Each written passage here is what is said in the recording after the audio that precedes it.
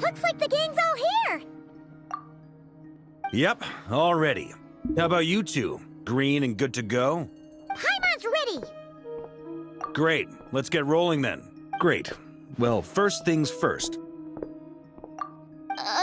Wait. Someone's here. We heard your footsteps. Although... You've been here for a while now. I take it you followed the Traveler, but I don't sense any ill intent in you. Come on.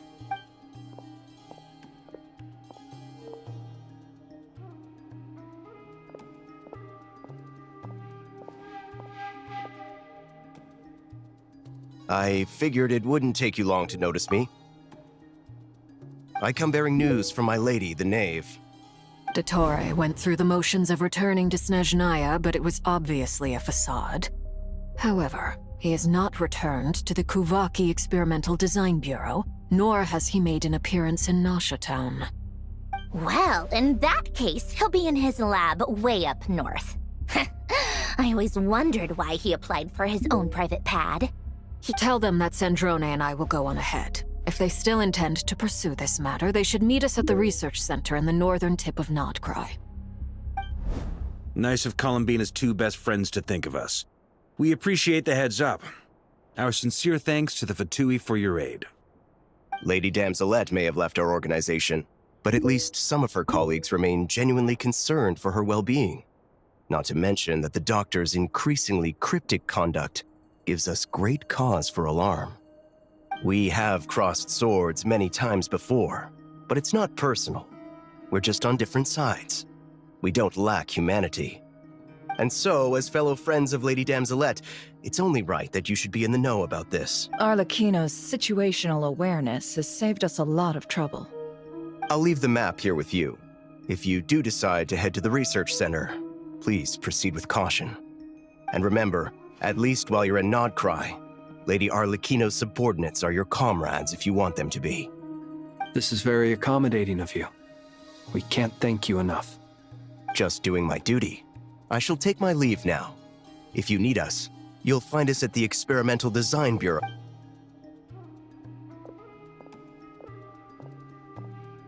So, the Doctor's left the Experimental Design Bureau. Marionette seems to think he's been planning this for a long time. But when did it start? Before he even arrived in Nodcry? It seems his loyalty to the Tsaritsa is lip service at most. Behind the scenes, he may even be working against her.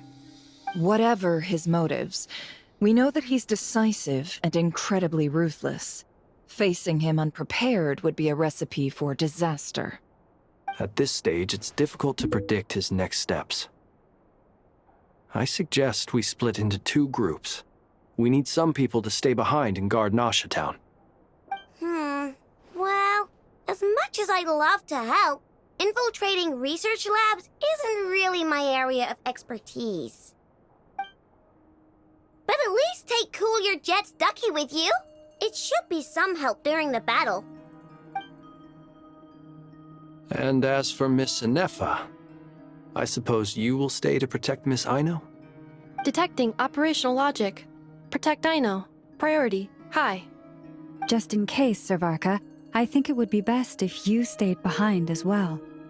You can leave the research center to us. I mean, I would have said the Knight of Berea should probably be out on the front line, but okay, fine. Leave Nasha Town to me. Be careful out there, okay? If things get out of hand, fall back right away. Yehoda will be on hand to assist you. In my absence, she can handle any intel gathering work. You got it, boss. You guys make sure to get back here in one piece, all right? We will. Things are moving fast. We'd better head off soon if we hope to keep pace.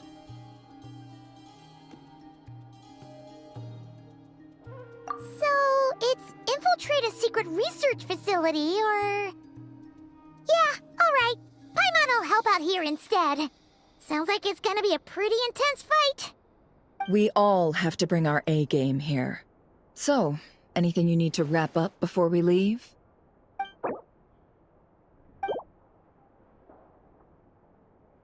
Then you'd better get going. Very well.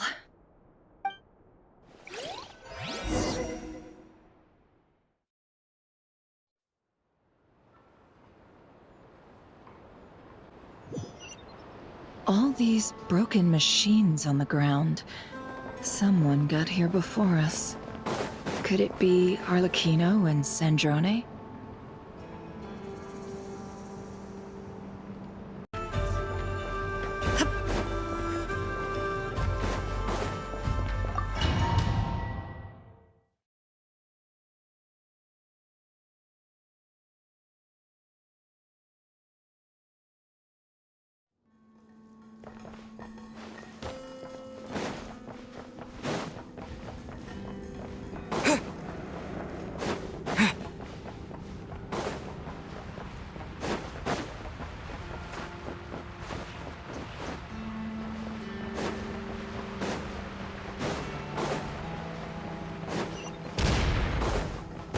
That's quite a welcome party.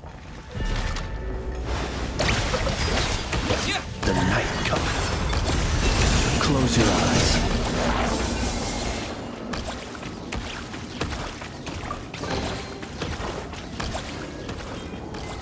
Be silent.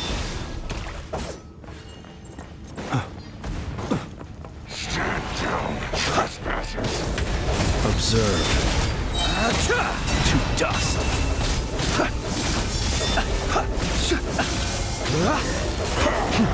Be silent.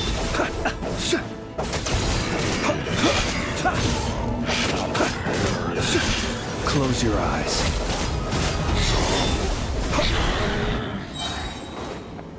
Get back!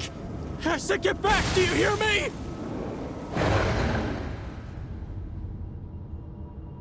Why isn't it working? No! Don't come any closer! Don't!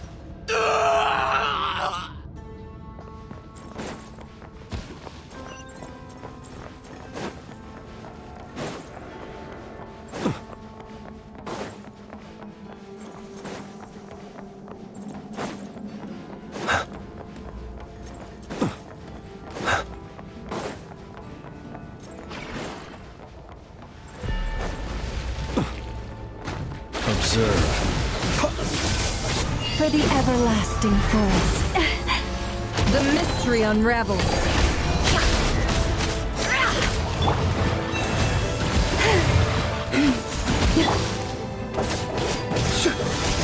Bombs away! Water jet!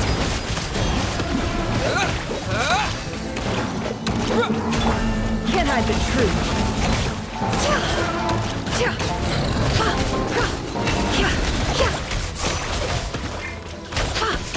It all adds up.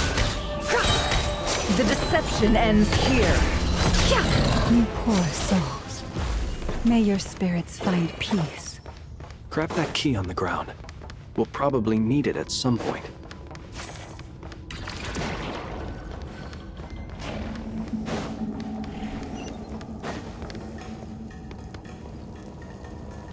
Watch out. Ugh, there's no way through. Let's go around.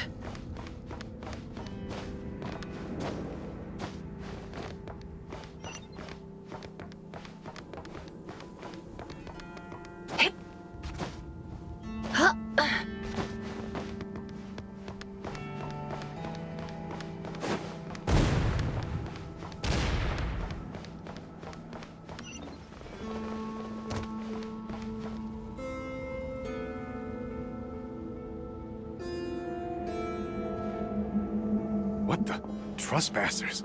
Here? What's wrong with you people? We're looking for the doctor, and we understand he might be here. I see you're fleeing the facility. You looking to settle a score with the doctor? Good luck with that. I don't think you have many chances left. Perhaps. But you might have a chance to live. 2 other Harbingers had the same idea as you. They're already inside. But what good is it gonna do? The doctor wouldn't do something like this unprepared. Seems to me that you're not too thrilled about being his subordinate.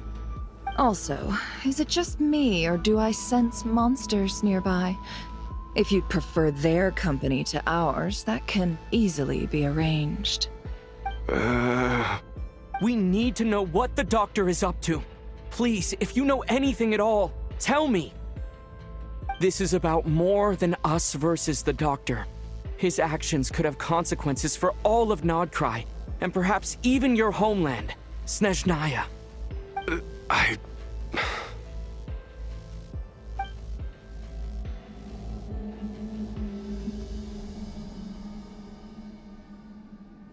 He's building something. Ambitious doesn't even begin to describe it.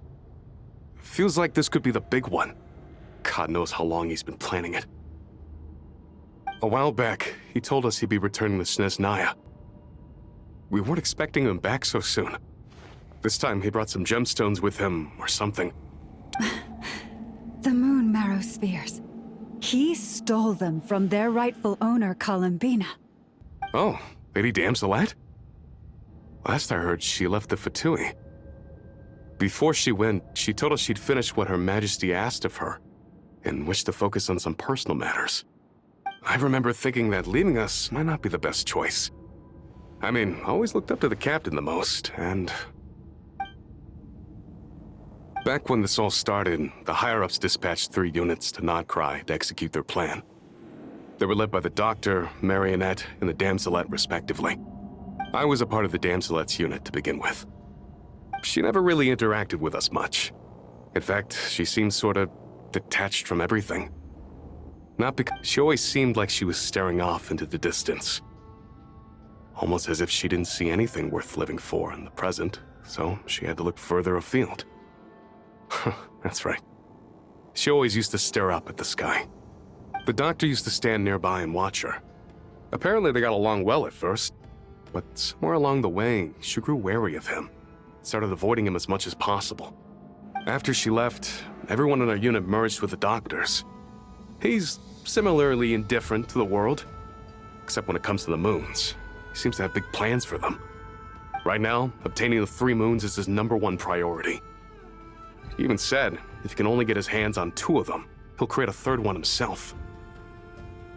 How would he create an artificial moon marrow?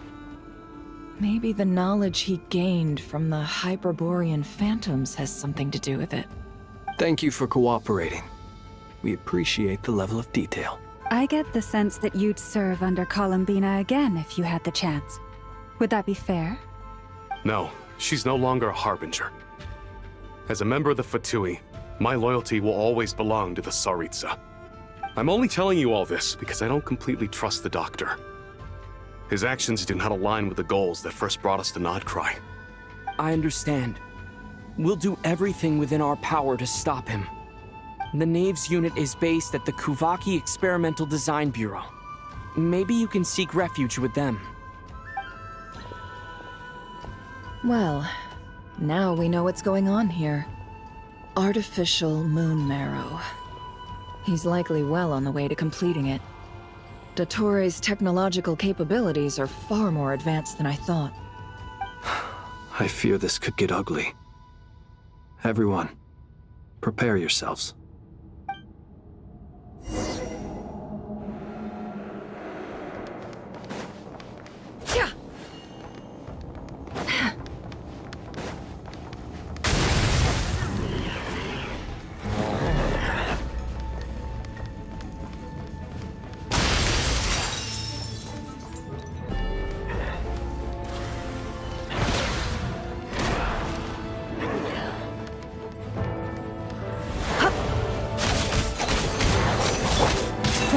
Protect us by the frost moon of old. Night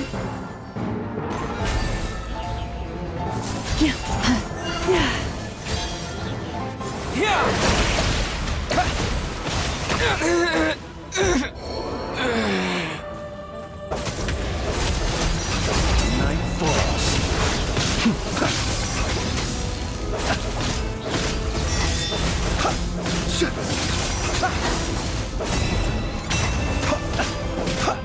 Can't hide the truth. Seek within. No more lies.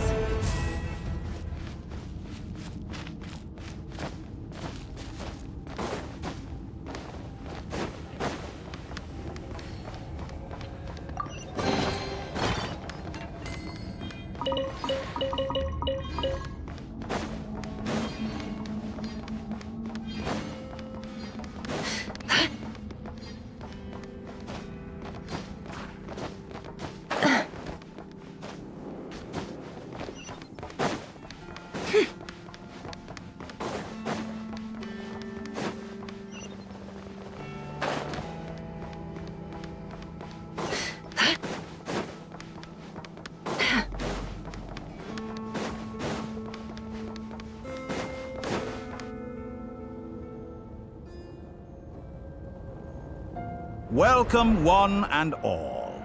I've been expecting you. I hope my humble research facility is to your liking. Yeah, we really appreciated fighting our way in through a horde of monsters. The gall. You expect us to believe you've just been patiently waiting for us? Of course I have. Should I be worried about something? Everything seems to be going quite smoothly so far, and you've shown up right on schedule. First Sandrone and Arlecchino, now you. Ah, quite a surfeit of guests I've had today.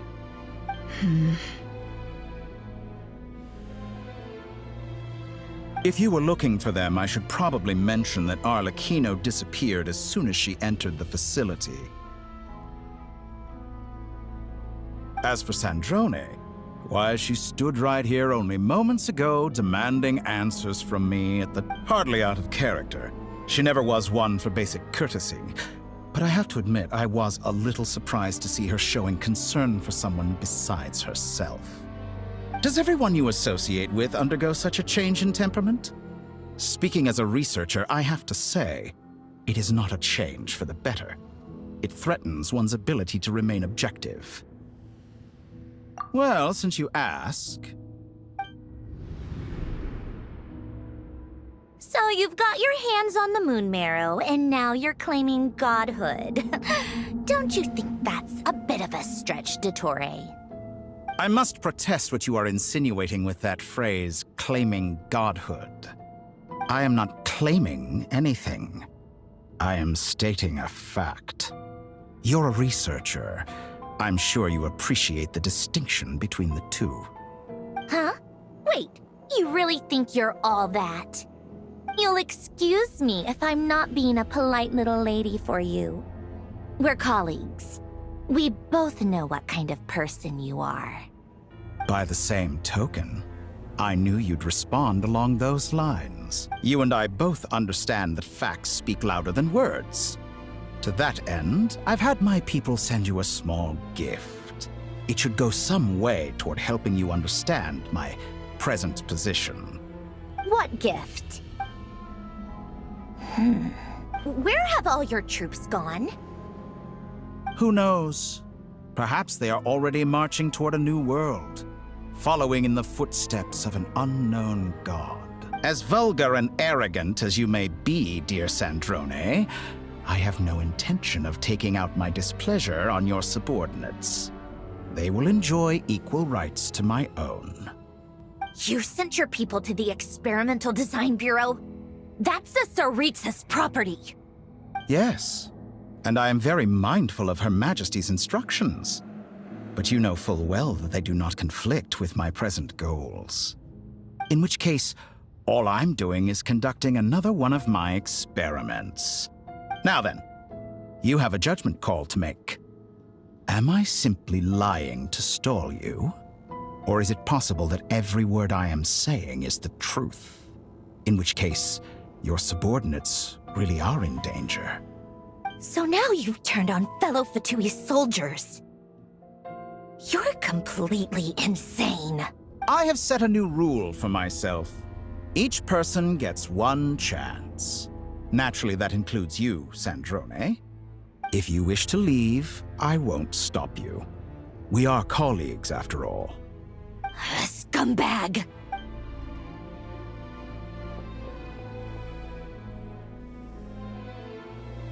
Still, I hadn't counted on Sandrone sparing any thought for the people of this world.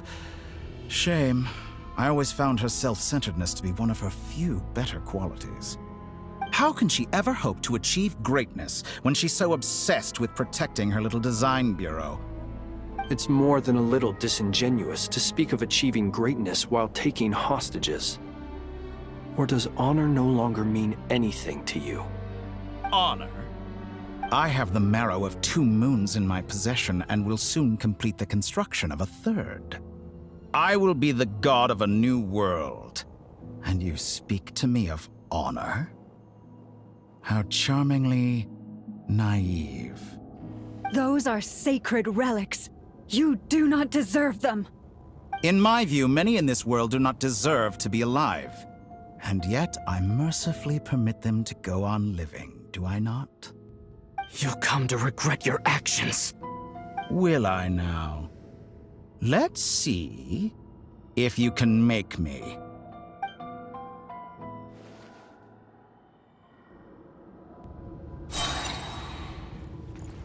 It all adds up. The mystery unravels. An exact practice. The long sleep beckons. Be silent. Observe.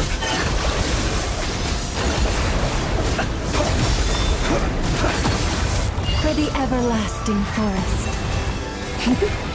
Your actions betray your fear of me. Can't hide the truth. Bombs away!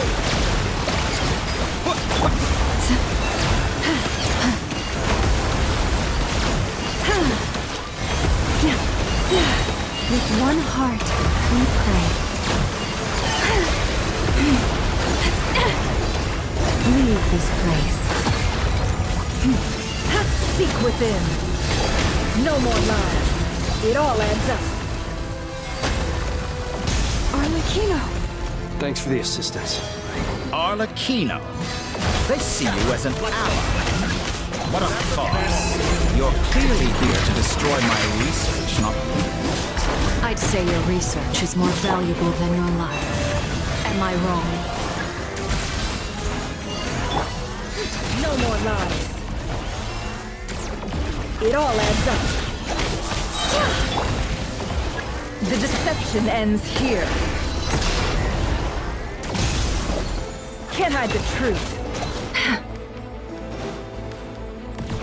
An exact practice. By the frost moon of How's old, this? leave this place.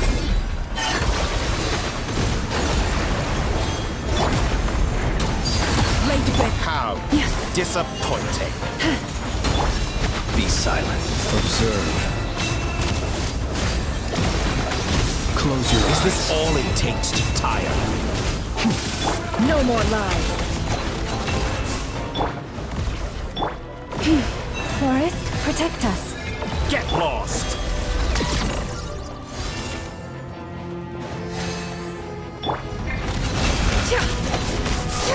Be Target silent. acquired. The mystery unravels. Can't hide the truth. Is that the best you can do? Torre is too powerful with the artificial moon marrow in his arsenal. Fighting him is futile. Quickly!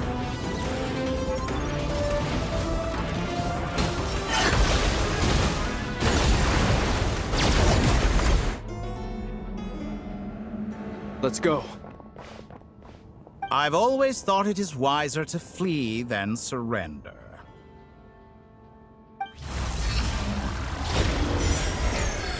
Watch out! What the? Forget about me! You should... Where's the Traveler?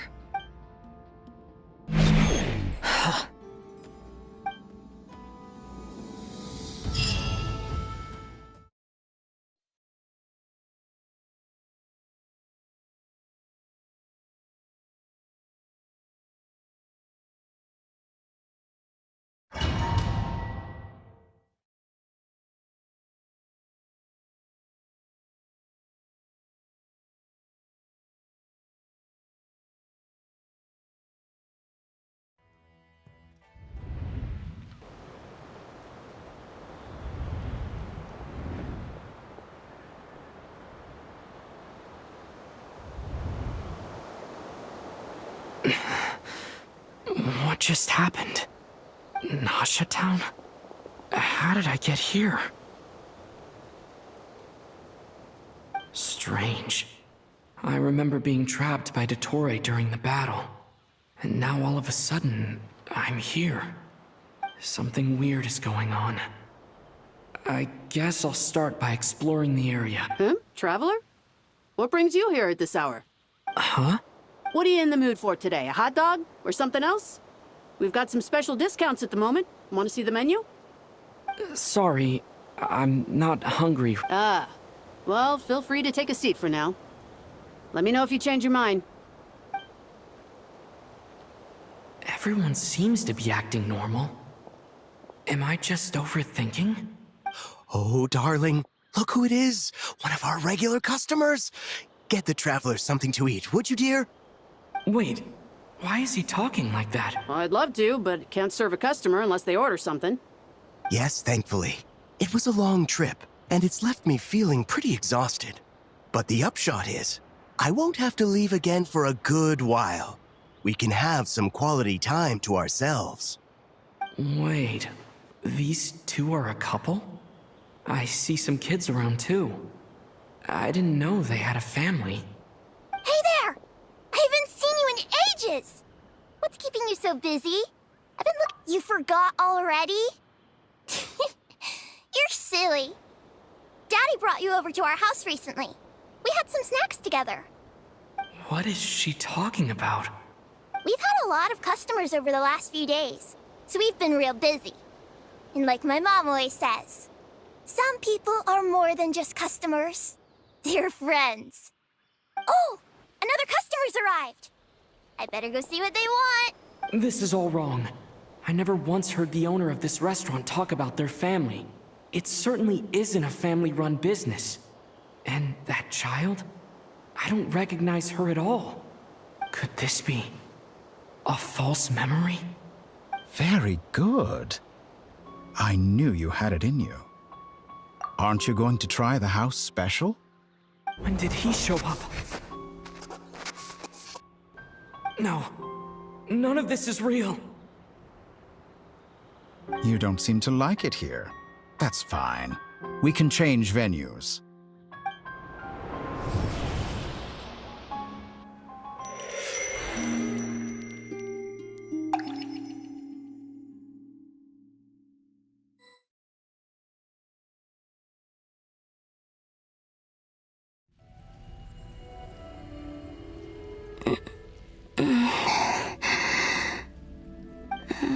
I'm still alive. Where is this place? It took all my strength to open the moon gate, and then I leapt into it. So this is the moon's reflection? The mysterious...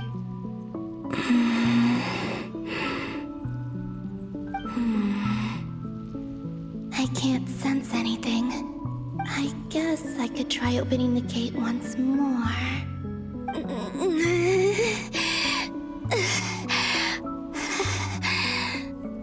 No response. Maybe this space can't be opened from inside. If this was the space that killed both Revier and his lover, then why am I unscathed? Or... no, I'm not unscathed. Even the air here feels frozen in place. There is nothing here with which I can restore my power. I should conserve my strength and proceed with caution.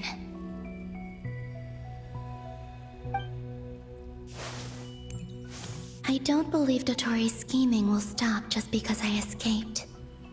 If there is any chance that I can get back to the others, any chance at all, I must return.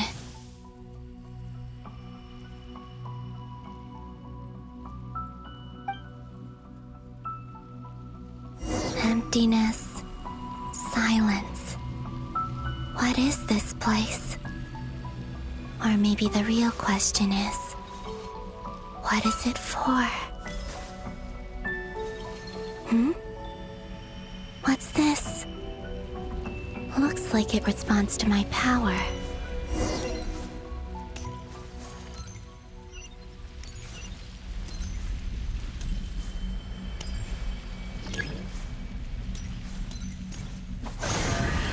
Golden.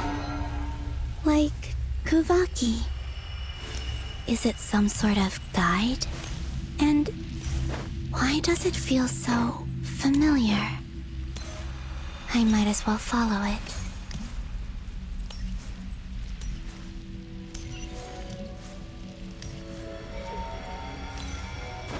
Where does this lead? Could it be the exit?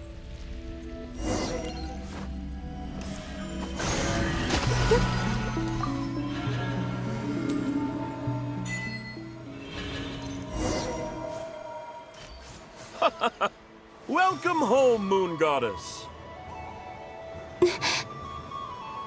Is this Nasha Town? But isn't Moon Prayer Night over already?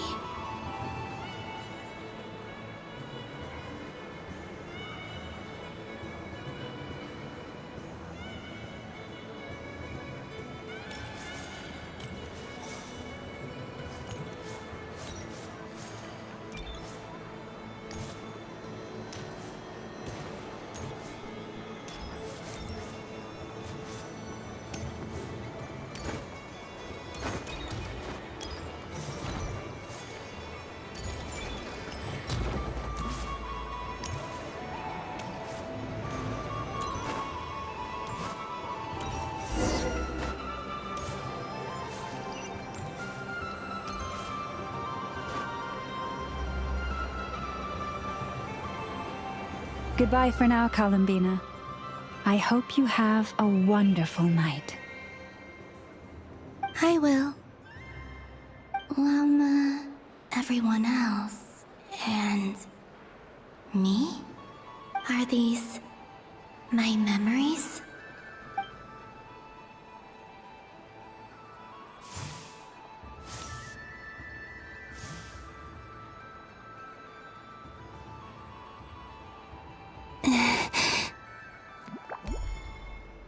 I can't touch them. It's as if we're separated by some impenetrable power.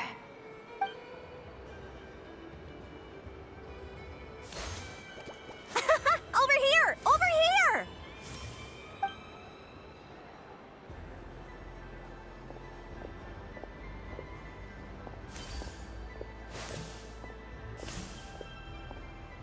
But the people in these memories pass right through me. Just like when I disappeared. If only I had known what would come to pass after that. Even so, I should still take a look around. Just being back here. It gives me the strength to keep going.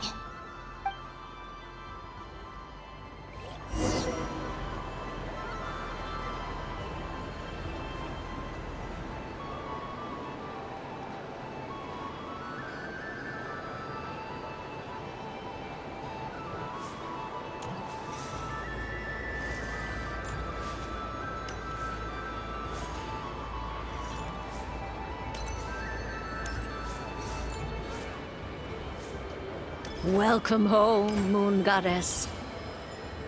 Oh, you're the genuine article. Alice was right. This Moon Prayer Night was worth watching after all. Oh, yes. That was the fortune-telling stall run by Barbeloth from the Hexen Circle.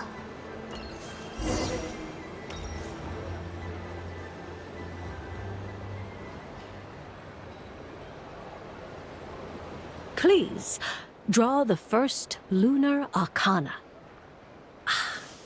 This represents destiny and is the foundation for the divination as a whole.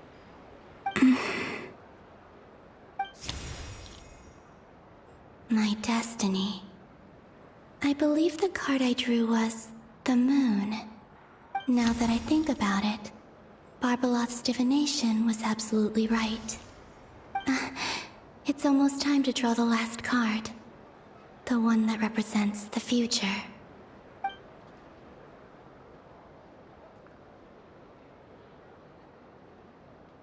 was the card that popped out on its own.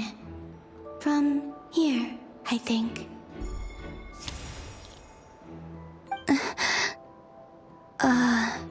Kuvaki Pulse? What? Fascinating. I've never encountered this before in my role as a diviner. What's going on? Did that card leave the deck? Because of my influence? All I did was try to touch it, and then... Maybe this memory space is not untouchable after all. Are there weak points in the barrier? Or... is it possible that there's more to this space than my memories alone? This card is death. I need to get to the bottom of this. I'll try touching something else.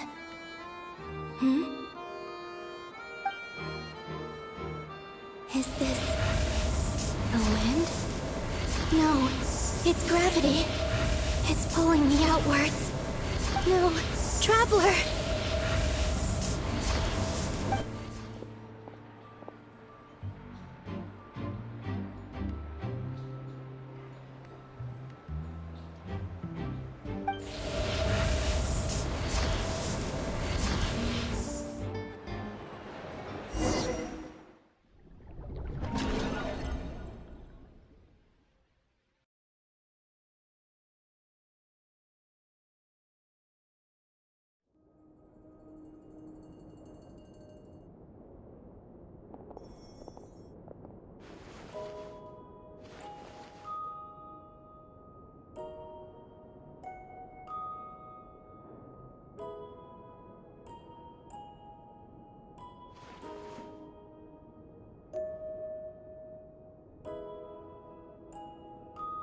Paimon, listen to me.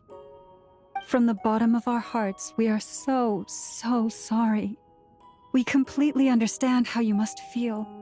The Traveler is trapped, and we all feel responsible for it. Don't say that! Paimon's not a little kid! You didn't leave him behind on purpose! There was nothing you could do! But... he's all alone in there! What if something happens to him? What are we gonna do then? We've barely spent any time apart since we met.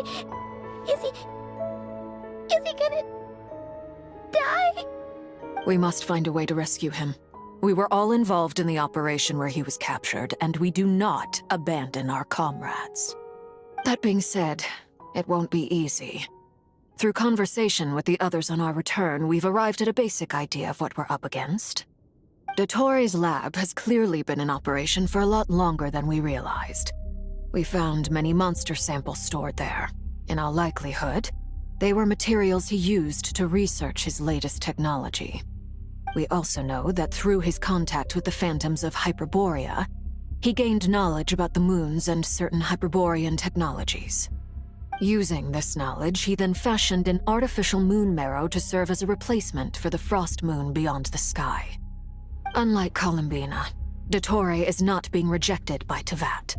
And even with 2 of the 3 moon marrows, his power far exceeds all of ours combined. Once his 3rd moon marrow is complete, Dottore will have completely seized the authority of the 3 moons. Tevat's most primordial powers will then be in his grasp. Does that mean... I'm afraid so. No one could have predicted this level of insanity, not even from Dottore. And unfortunately, his insanity is coupled with an intellect and ambition that not even his peers in the Fatui can match. This is dire. Sounds like the world is done for. The 3 moons' authority can influence the very fabric of time and space. I dare not imagine what a monster like him would do with that kind of power. The trouble's already begun, I'm afraid. On our way back, we discovered that part of Nodcry is being enveloped by an unknown energy. We cannot ascertain what is happening inside. I'm convinced this is Dottore's doing. Not that there's any way to prove it. The issue is, We have no idea what his intentions are. The only thing more frustrating than facing down evil is knowing that it will surely come, but not knowing when. The Doctor is guilty of numerous crimes at Mondstadt as well. One of our knights, well, former knights, his father was murdered by Dottore. His ideology and methodology are a danger to everything in his path, from individuals to entire nations. He does not feel guilt, even when he acts against his own people. He doesn't see them as his own people, that's why. People like him see everyone else as beneath them. Right. He views other people only in terms of how they can benefit him. That's the basis of all his social connections. Granted, he's hardly the only harbinger to pursue their own interests. We all do. And Her Majesty is gracious enough to permit it. Still, her mercy has its limits. Dottore's actions have gone beyond even what the Fatui could have imagined. Usurping divine authority to become a god. For a servant of the Tsaritsa, that goes beyond being disloyal. It's treason of the highest order. We can't expect him to heed the Tsaritsa's will once he gains the Three Moons' authority.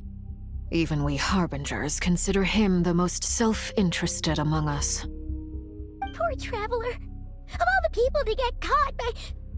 We have to go save him right now! Please! We gotta find a way!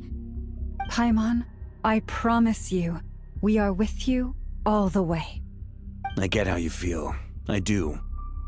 But it's gonna take more than strong emotions to take down an enemy like Dottore. What we need now is more information. Right. We can't even guarantee he's still at his research center. Before we can think about mounting a rescue operation, we need to confirm the Traveler's location. I'll find a way. Paimon knows, but... She's so scared. If anything happens to the Traveler... He might be the strongest person Paimon knows, but he's still human. He feels pain and bleeds just like anyone else. Then think things through before you stick your neck out. Unless you want to lose your head. Sandrone. Miss Sandrone, you're okay? Put the stuff over there, and be gentle with it. Am I okay? As you can see, I've had to move my whole livelihood out of the Experimental Design Bureau. It's been swallowed up by Dottore's energy field. If I'd left it any longer, I probably would have gotten stuck there. Ugh, Dottore always goes a little loco when he finds a shiny new toy. Not that he'd ever admit that. But this time, he's gone full psycho.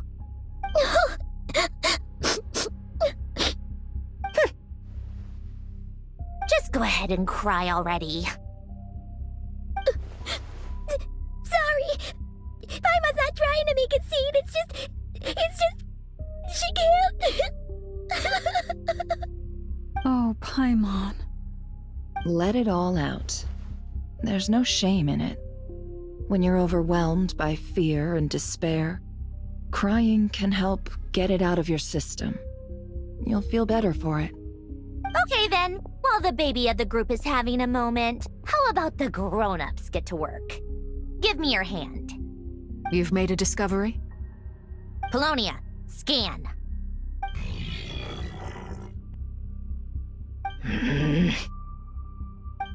You, hand, now. Oh, I thought you'd never ask, my lady. Curses! You're next, then you.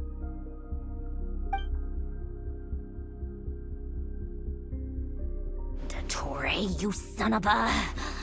He's done something to us!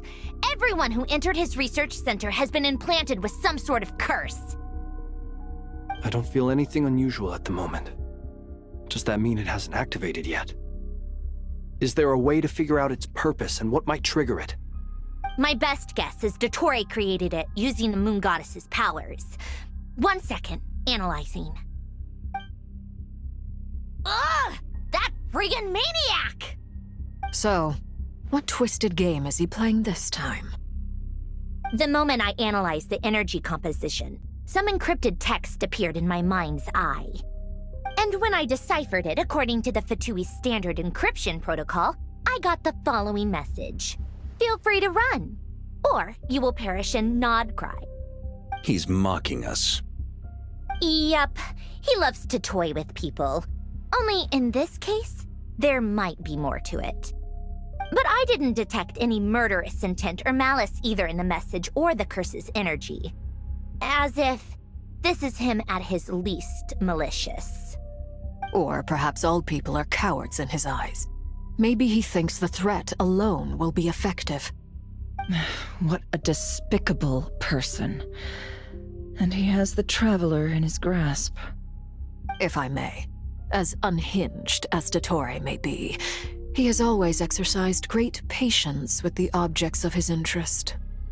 I remember a comment he made when we first arrived in Nodcry. He said, "This world is, on the whole, an exceedingly dull place. But at least there are a few intriguing features, such as the gods, or the Traveler. Presumably, they interest him because they're unknown quantities. He wants to understand as much as he can about them." Agreed. The Traveler is Tevat's fourth descender. All Harbingers are aware of this. Since Dottore took such pains to capture the Traveler, he is unlikely to kill him right away. Okay, but we still have to do that rescue operation. Of course. I also think we need to read between the lines with Dottore's message. If he's encouraging us to run, that means we mustn't leave Nodcry under any circumstances. My guess is, his curse will only trigger if we leave.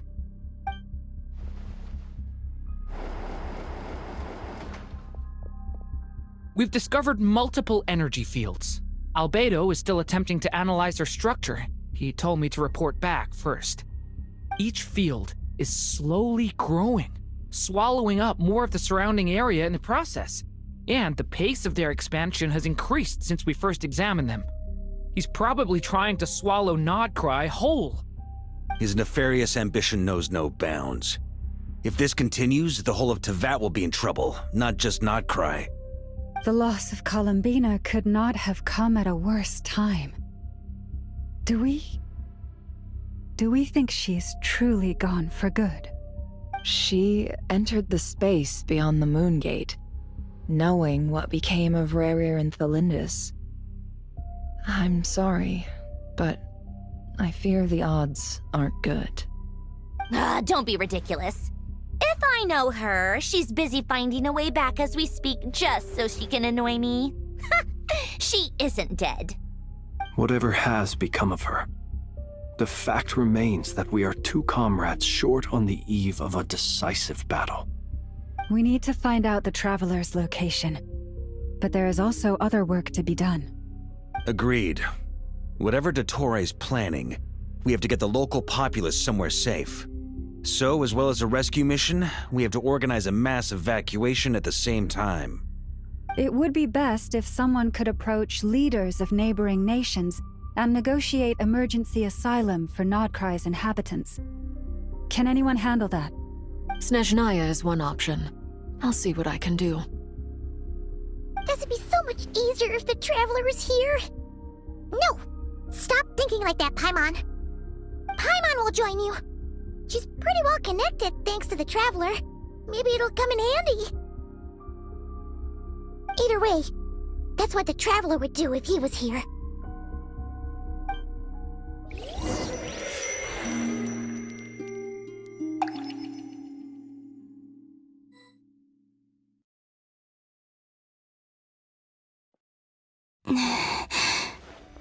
Back here again, that gravitational force that pulled me back.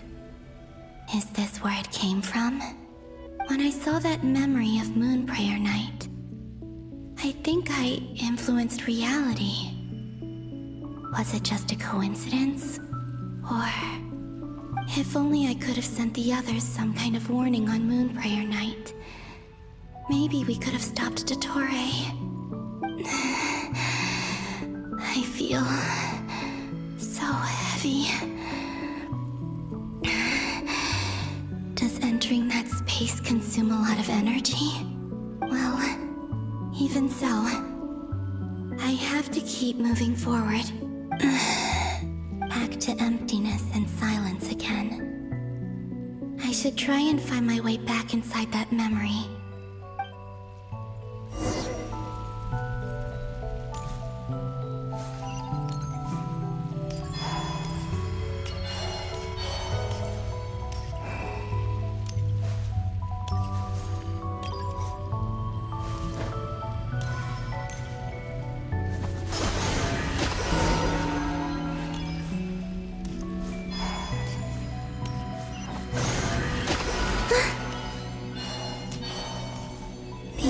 From last time isn't showing up. But looks like I need to gather these scattered fragments.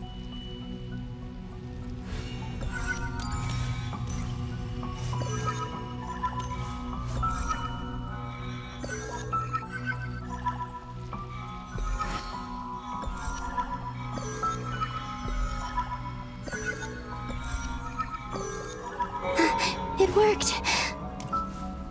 Hopefully I can stay inside for a bit longer this time.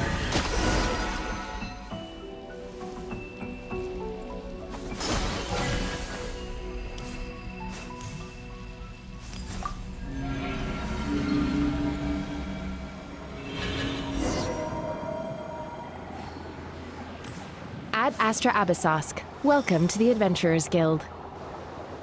What? This doesn't look like Moonprayer Night.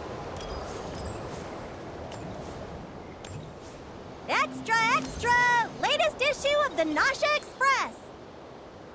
I don't think I've ever been here. Maybe this space isn't comprised of my memories after all. There aren't any festive decorations around. Is this Nasha town after Moonprayer Night ended? Did Dotori's plan not affect the town? Or is no one aware of what happened because he used the Three Moons' authority? Let me see if I can influence anyone else.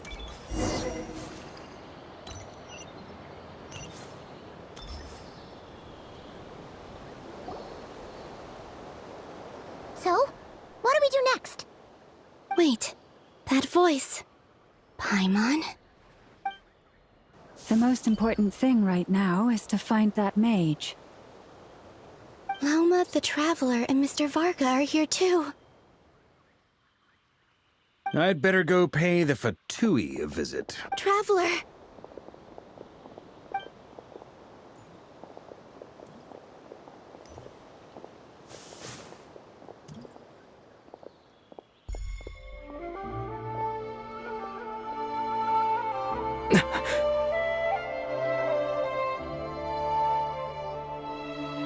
Columbina? I made contact. It's me, Columbina. Huh?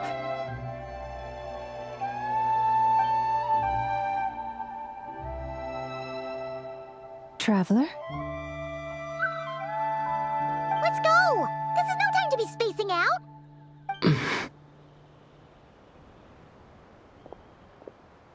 Huh? Wait a moment. This has happened before.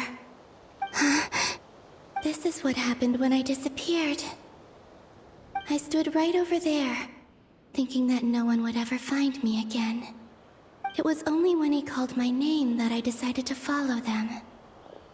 But did he turn around because he sensed my touch just now? Is it really possible that from in here, I can change the past? If I keep following them, maybe... Huh? It's that gravity again.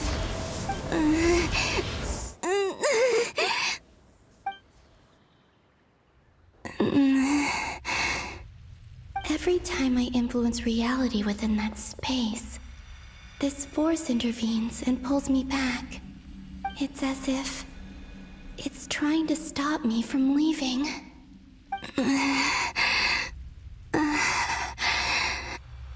I'm getting weaker and weaker. I'll just have to try another approach next time. Come on, Columbina. Keep going. You have to tell everyone what happened.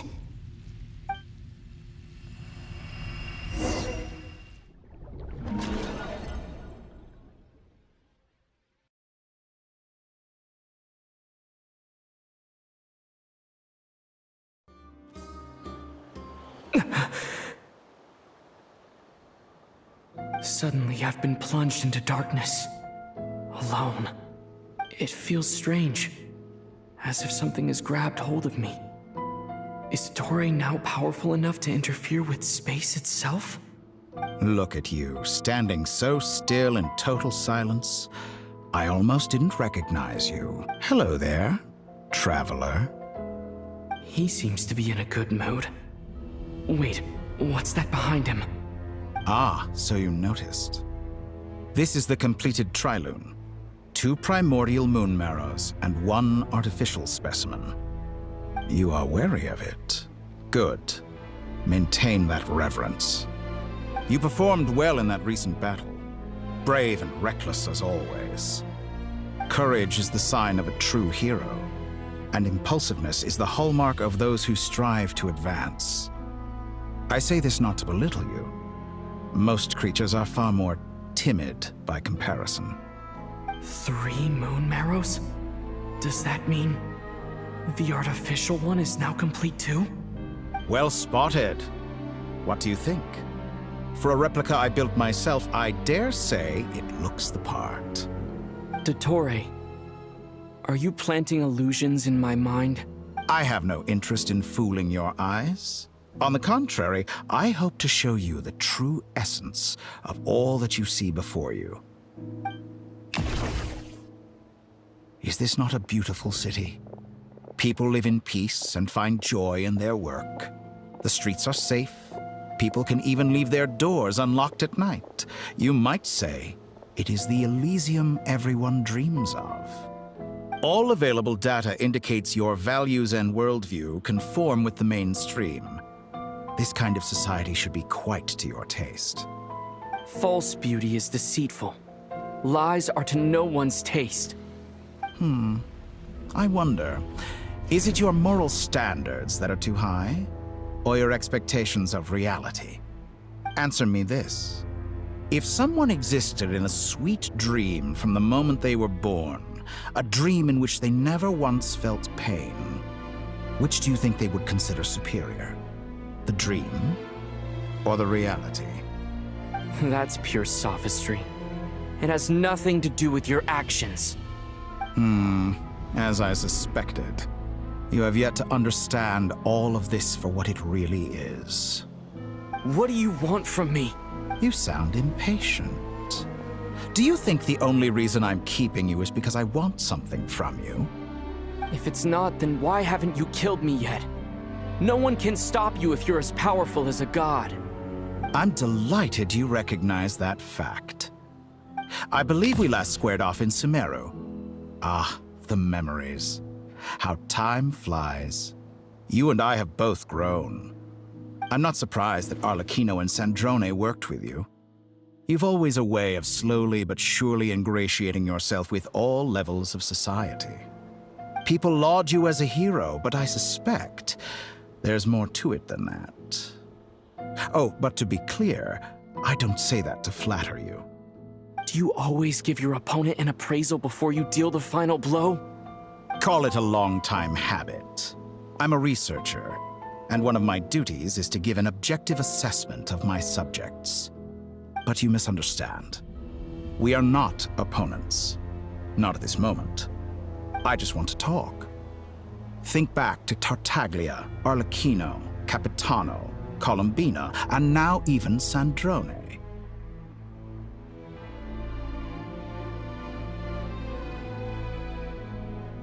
You've worked with each of them in the past. I believe you can work with me as well. What makes you so sure? Well, why not? Should the good associate only with the good and the bad befriend only the bad? I like to think we could have a more mature relationship than that. Surely you don't think all your relationships are grounded in friendship or shared ideals. People come together because it benefits them to do so. If you think of the people you admire, you must surely admit that they have provided some benefit to you. Morality, ambition, dreams. People have plenty of words to embellish the nature of their relationships. But once you break free from those ethical frameworks, you will see that the only thing connecting the two of you is mutual benefit. And that is what I'd like to talk to you about. We're finally getting into it. He's probably been planning to kidnap me for a long time now. But for what exactly? He has the authority of all three moons. I won't be able to gain the upper hand in a fight. Best if I pretend that I'm willing to negotiate for now. You say you're a god, but you also speak of mutual benefit. What could a god want that the three moons cannot provide? Excellent question. But before I answer, I would ask you the same thing. Gaining Columbina's allegiance was a rare and extraordinary feat. But the Moon Marrows are now in my hands, and I have the edge over her. For this artificial moon is not being rejected by Tevat. Her identity and lineage may have been a thing of glory in the old world, but they were also shackles that prevented her from ever integrating into Tevat. I, on the other hand, you may view me as a thief, but I have overcome that limitation. So what is it that the three moons cannot grant you? What stops you from negotiating with me to get what you want? I don't make deals with lying psychopaths. That's quite an accusation. Are you expecting me to get angry with you? Well, this is one aspect in which my personal growth has served me well. In the past, my less mature self might have been disappointed, perhaps even angry, over a small setback like this. Like when you and Lesser Lord Kusanali joined forces to oppose me, for example. But things are different now. Just as the rich do not quibble with the poor, I no longer find myself perturbed by these trivial affairs. Human relationships end with conflicts of emotions and interests. But relations between humans and gods are different. And ours is even more unique. I have ascended to the highest heights and laid claim to unprecedented horizons. And you were no ordinary person to begin with.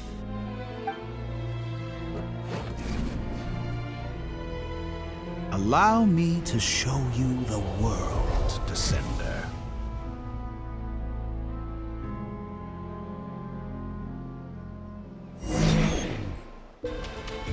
To stand, walk, jump, sit, and lie down. These are the most common of behaviors. Have you ever wondered why we were born following such laws? Who stipulated that we could not fly instead of walk?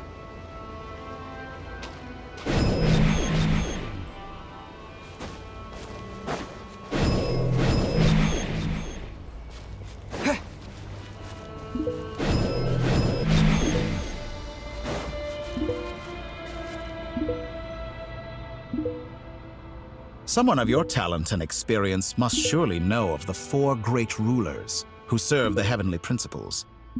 They govern life, death, time, and space. One wounded by a blade will die from blood loss or infection, and one who falls into a lake will drown in agony. The elderly wallow in solitude, and the solitary age faster. Eventually, new life is born, only to embark on the same path of suffering. These four divisions anchor the world and shackle those who live in it.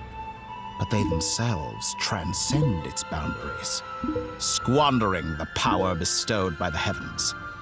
All who live yearn for equality, but unless the gods prostrate themselves and profess that they are mere servants of the living, equality can never exist. Who makes the rules we must live by? Who has the right to restrict us? limits of the body can be rejected.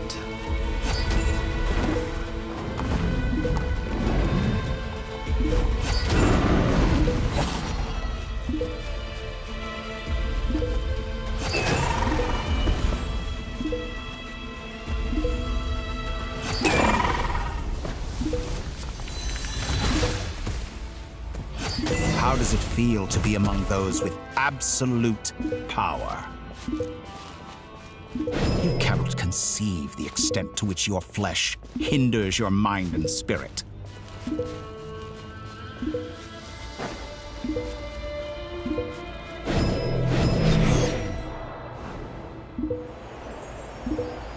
Only by discarding our useless, primitive eyes can we perceive a new world. How narrow-minded we all were in the past. Why should the final answer of the world not be the power that predates those of life, death, time, and space? The power of the Triloon. Through it, I have glimpsed new experimental possibilities. Nature suppressed, authority exiled, souls controlled.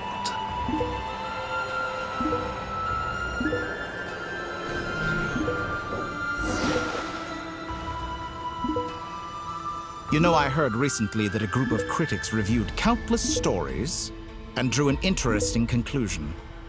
They found that it is more often than not the villains who strive tirelessly to push the boundaries of progress. In fact, long before this, someone voiced a similar idea in an academia editorial. I felt a great affinity with this perspective. I have never been afraid to step up and play the role of the villain. Fanatics are trampled down for their transgressions, and those who transcend are rebuked for their audacity. And so, the majority of creatures are too timid to follow my lead.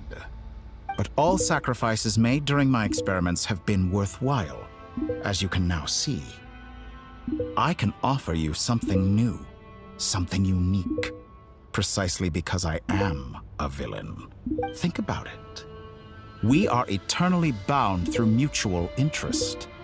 Can you truly say you would never turn to malice if it could give you the life you dream of? After all, what value do perfection and purity really have? They are fragile and feeble things, utterly tedious. I say, better to be governed by a flawed humanity than a gnosis. The true seeker of knowledge is the villain who undergoes countless tribulations in I'm sure many people have told you that you're different. Because I'm a descender? Exactly. Very clever. But what has that got to do with you? I do not conceal my wicked deeds, my selfish desires, or my greed. A true researcher must act as I do if they are to understand and speak of the truth. And yet, a knowledge seeker like myself will inevitably grow tired of studying Tevat beyond a point. You have traveled to all corners of the world and met many people. Along the way, there have been moments when you were misunderstood or even became a wanted criminal. And all the while, you have spent your days doing some of the most mundane jobs in the world. You fight and toil, claim minuscule rewards from my friend Pantalone, then you fight some more, winning some battles and losing others as your search goes on. And this cycle continues, with no end in sight. Surely you must sometimes grow weary of being stuck in this same loop day after day. We're completely different. I embrace everything that life throws at me. I am engaged in every step of my journey. How does that make us different? I too embrace what life brings, researching everything that interests me. Think of all the novel things I've managed to create, like the artificial moon marrow. Don't you see?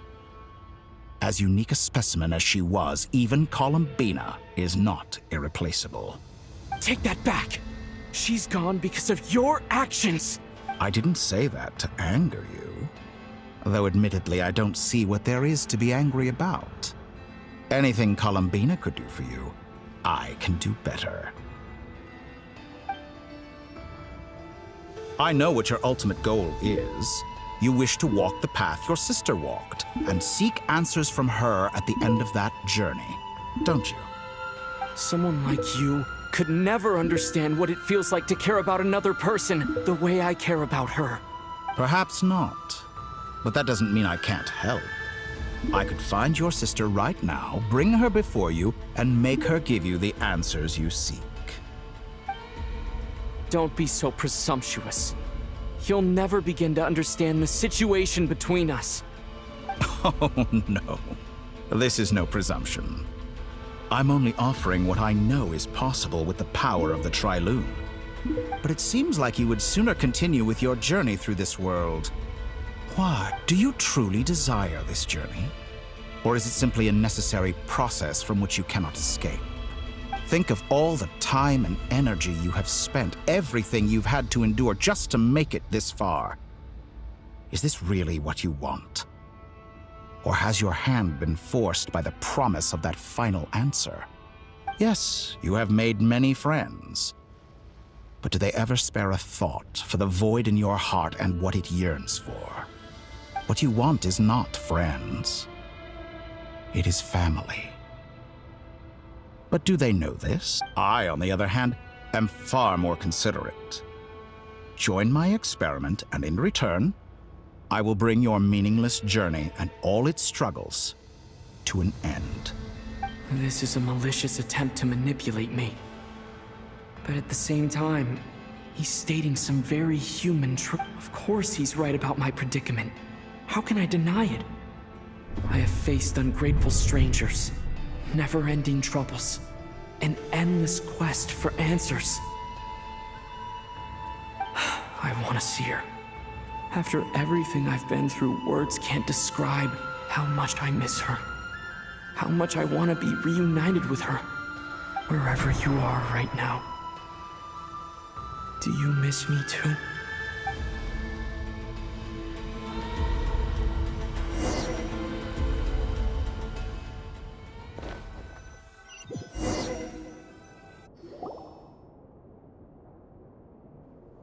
All right, everyone. Our next mission is clear. We need to contact all the major organizations, explain the situation to the public, and then begin the evacuation. The residents of Not Cry are quite dispersed. The two most populated areas are the Southern Isles and Pyramida. Miss Lauma, I will leave Hisi Island and Nasha Town in your hands. I will liaise with the Fatui and Pyramida. Agreed. We will reach out to Natlan and Snezhnaya. Anyone found north of the Experimental Design Bureau should follow the Fatui to Snezhnaya. As for those dwelling south of that line, I will ask the Voynich Guild to help persuade them to leave. Then I, Mr. Varka, and the Frostmoon Scions will escort them to Natlan. The Voynich Guild has dealings with the Curatorium of Secrets. I will send them a letter vouching for your credibility. Yehoda, you should help Lauma.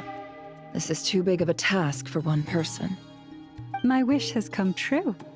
You're willingly lending me your most capable employee for the day. Well, good for you if all this only takes a day. Of course, if it takes any longer, I'll be charging a fee. Boss, wait! Don't I get a say in this? Oh, I'm sorry. Something to add, Yehoda? Well, no one's more important to me than you, boss. And remember how Lauma healed your eyes after that big battle? I think that's worth at least 2 or 3 days' work for the Frostmoon Scions. Are you? Are you sure you don't want to come with us? Who will see to our other work if we're all busy evacuating residents? Sandrone insists that Columbina is still alive, and we have a traveler to rescue. There's much to be done. But boss, I'm just worried that... Well, Nefer, I'll link up with you once my tasks are complete. What makes you think I'd need you to do that? I'll need it. And considering the way you approach certain matters, I think he'll be better off with me present. That's quite enough. Just focus on your work first. I bet we're in for an uphill battle here. But we can help out too. Inepha and I are gonna help Nasha Town's residents carry their stuff. Loading schedule. Store essential local research data and technology samples, then escort the people to Natlan. Understood. I will execute this to the best of my abilities. Great stuff. Thank you, ladies. I've contacted the Lightkeepers. A colleague of mine will join us shortly. I will persuade them to conduct a thorough search of the region to ensure that no civilians get left behind. As for me, I guess I'll be making an early return to Sumeru. I think it's important that someone informs the Dendro Archon of what's going on in Notcry. Roger that. Someone should inform Mondstadt, too. Mr. Duran, can I trust you to handle that? I think you fly faster than any of us can run. As an added incentive, get there fast enough and I'll see about getting your gliding exam waived. Really? Ha! Mission accepted, sir. I intend to stay behind and help Miss Sandrone with her research. She has some alchemy-related questions that she'd like me to explore. She recognizes your expertise, then. I wish you a fruitful collaboration. Thank you. In truth, I was surprised to hear her express an interest in subject matter outside of machines. I believe she has been investigating some Fontanian technology recently. She made a point of bringing the relevant materials with her when she left the Experimental Design Bureau. She's sorting through everything in her room as we speak. I should mention that we have one other friend who isn't present. He hasn't made his position in all of this clear. But if we know anything about him, he's likely investigating on his own. Paimon's been very quiet today. But I know how close she and the Traveler are with the Natlanese. She should come with us to the border. Okay. Paimon will do her best. Make sure to heed Sandrone's warning. Many of us have been cursed by Dottore. As such, under no circumstances should anyone cross national borders. Remain within Nodcry. That aside, personally, I have faith in Columbina. Things look grim, sure, but who knows how it'll play out. Same goes for rescuing the Traveler. Both of them are important allies and friends. We'll be counting on you to gather intel on them, Miss Nefer. Oh, wonderful. You're all here. That voice again. Nicole? Whoa, that was loud. And it came out of nowhere. Sorry, we're still facing quite a catastrophe here at the world's borders. Alice has roped in every Hexenzirkel member she can get a hold of. Except for me. She told me I had to come and help you all out as a I quote, "You love talking, don't you? Well, now it's finally your time to shine. Take these. Make sure the whole party gets one each. You— Huh? Is this a Dodo communication device? Scanning. Unknown device. Analyzing. Unknown device. Conclusion. Cute. Affirmative. It is cute and good. I believe that I quite like it. This is no ordinary Dodo communication device. It's my very own special modified version, specifically— sorry. I almost went off on another tangent there. Anyway, help yourselves. It will allow us to communicate over long distances within Nodcry. No more worrying about shuttling messages back and forth. What astounding technology. Am I right in assuming that it relies on your personal abilities to function, Miss Nicole? Yes, exactly. Right on cue, Albedo.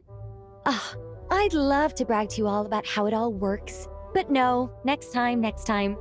Anyway, I'll be right with you all, serving as a communication hub. That's all from me. Head off as soon as you're ready. I'll be staying here to keep watch, and I'll be sending you my blessings.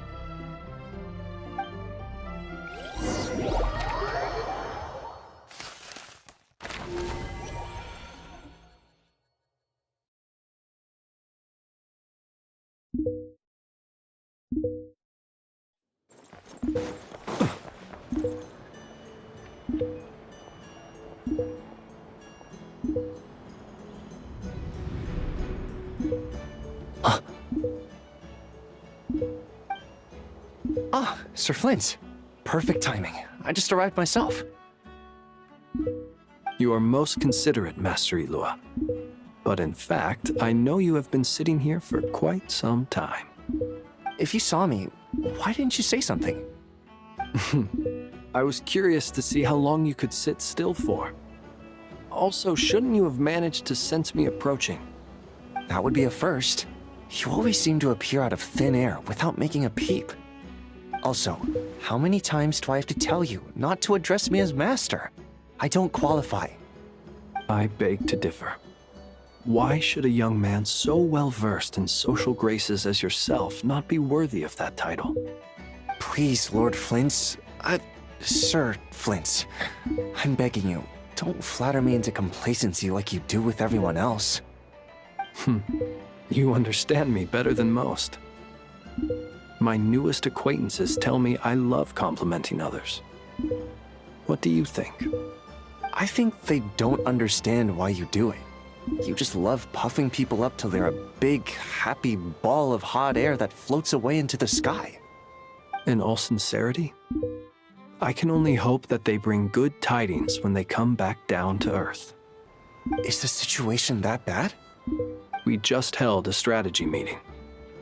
Let me fill you in.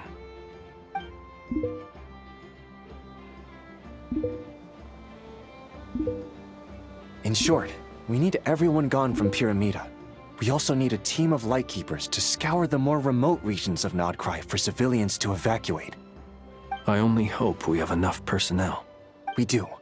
Old Man Nikita will definitely help, and we can recall anyone out on patrol to focus on this instead. Good. I'm sure you and the others will make short work of this. Now, don't forget, once you've completed this task, make sure you and the rest of the team evacuate to either Snezhnaya or Natlan as well. Flint? If you've got something to say, Master Ilua, why not guess what I'm thinking right now? You mentioned that you have something else to deal with later. How difficult is it going to be? I doubt it will be easy. I know you're a Lightkeeper, and it's your duty to protect others in times of crisis. But I have a feeling that you'll be walking into grave danger. However bad things have gotten in the past, Nodcry has never faced a mass evacuation before. But from the sounds of it, you don't intend to come with us.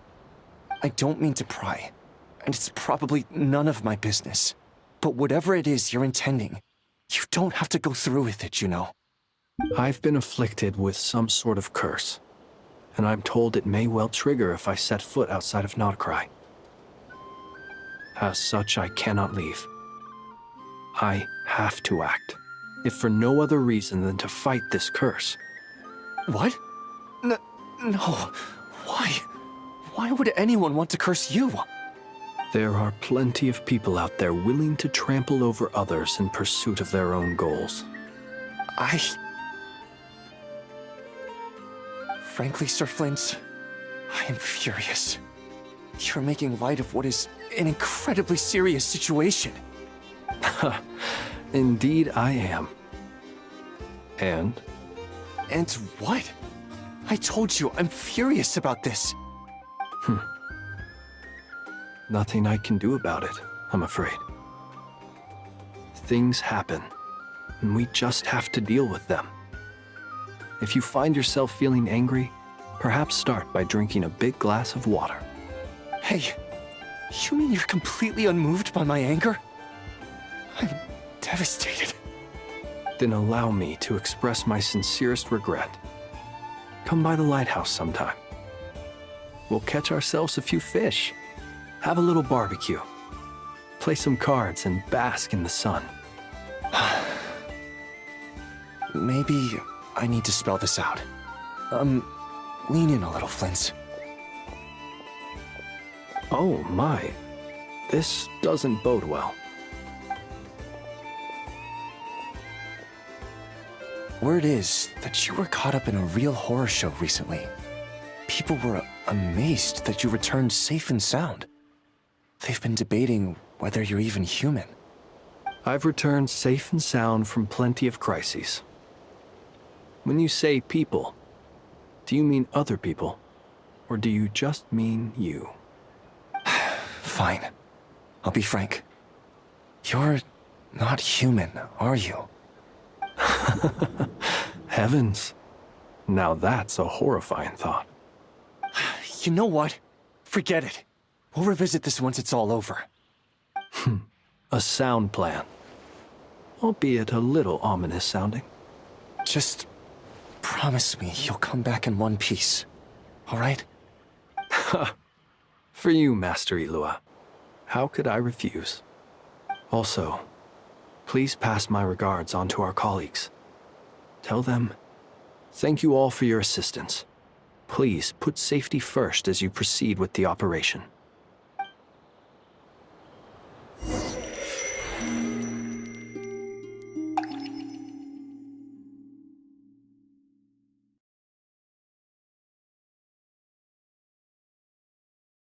I have to keep searching for a path toward reality.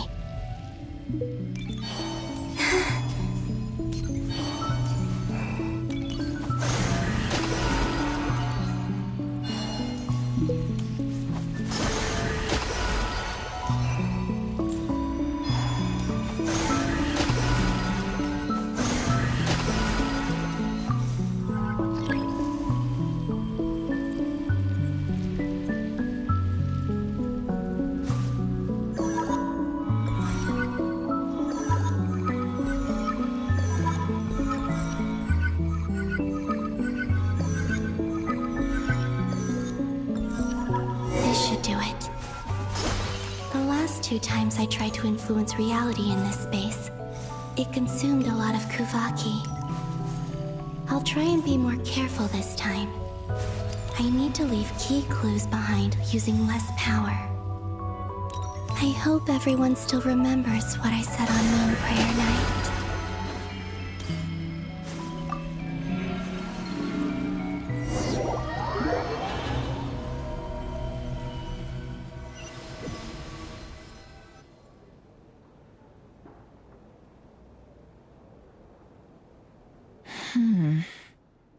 Nothing here either.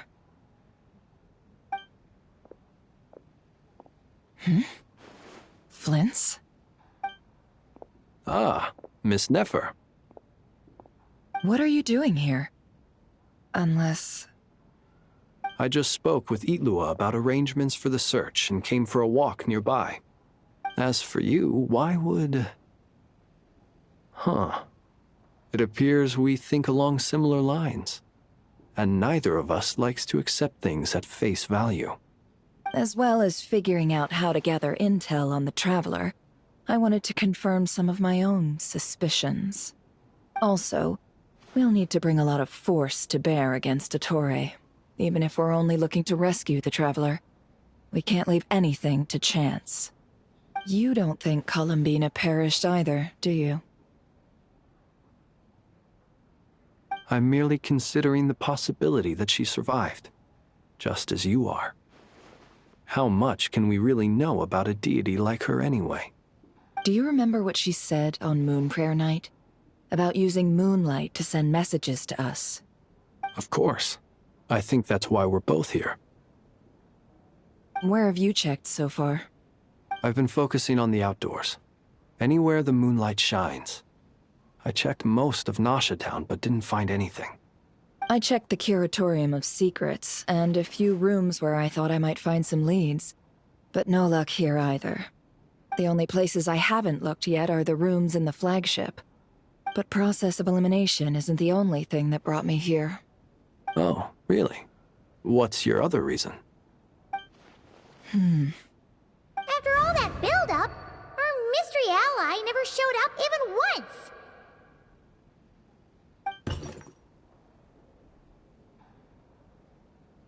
Huh? Am I imagining things?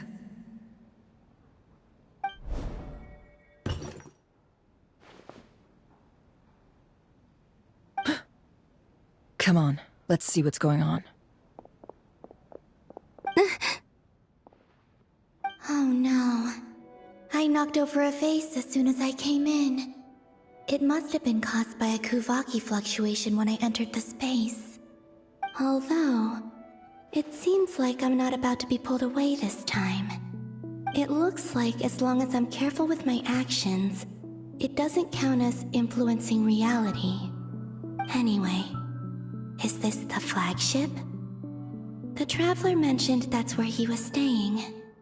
I only went into the lobby last time, so I've never actually been here before. How does this space work? If nothing else, I can now be sure that it is not simply memory. He mentioned where his room was.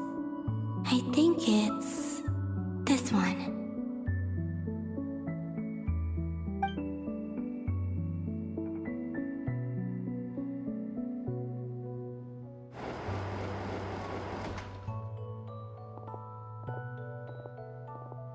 The door is closed.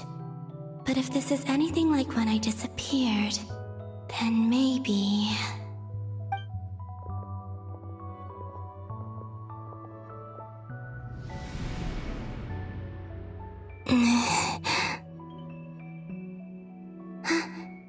I'm in. He and Paimon aren't here at the moment. I hope he's okay. I wonder what happened to him after that battle with Dottore. Best not to dwell on that for now. I need to try and leave them some clues.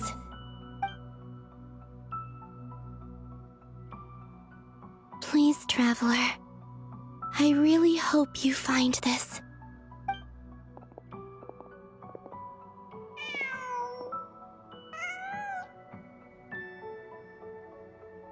Huh. Just a cat.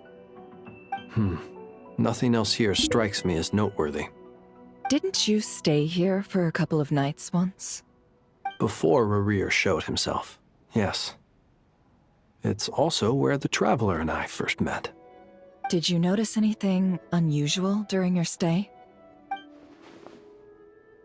I remember thinking how much noisier the flagship is at night compared to the graveyard. Other than that, no. The Traveler and Paimon were most congenial neighbors. This is where they've been staying, yes? Over here? That's right. I wouldn't usually condone breaking and entering, but we can make it up to them later. Focus now. I have to write a message on the wall using Kuvaki, just like I said on Moon Prayer Night. Simply open your windows on nights when the moon shines bright, and the moonlight will naturally flow towards the words I have written. Here goes. I'll need to carefully control my strength.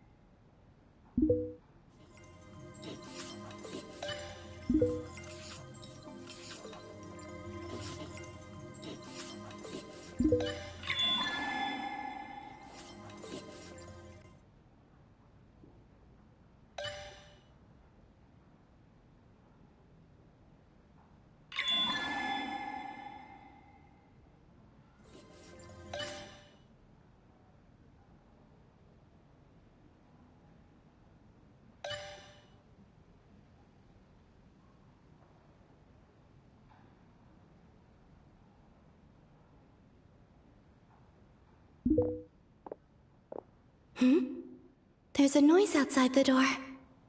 Is he back?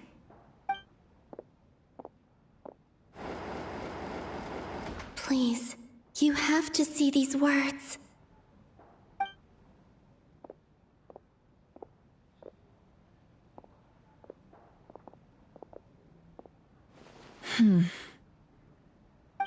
Well, do you sense anything? Unfortunately, no. And this place was our last chance. Not necessarily. We've only looked in Nasha Town so far. Miss Columbina said she would leave messages at her friends' dwellings. It's still worth checking where Miss Lauma lives and where I live. Let's try and make some time to look into those then. Wait. What are you waiting for? Oh, Paimon might have overeaten slightly. What's that look for? This is a victory feast. It's normal to eat a little more than usual. The Traveler in Paimon. It's really you. But why are they talking about a victory feast? Huh. You worried Paimon sick while you were out there fighting Rare, so this is your chance to make it up to her, alright? Wait. So this is the night after the battle against Rare. How did I end up here? That's quite a long time ago now. Wait. Time. That's it. Every time I've entered reality within this space, it's been at an earlier point in time. Every one of those points has been before I fell into the moon's reflection. And everything I've done to affect reality really did happen in the past.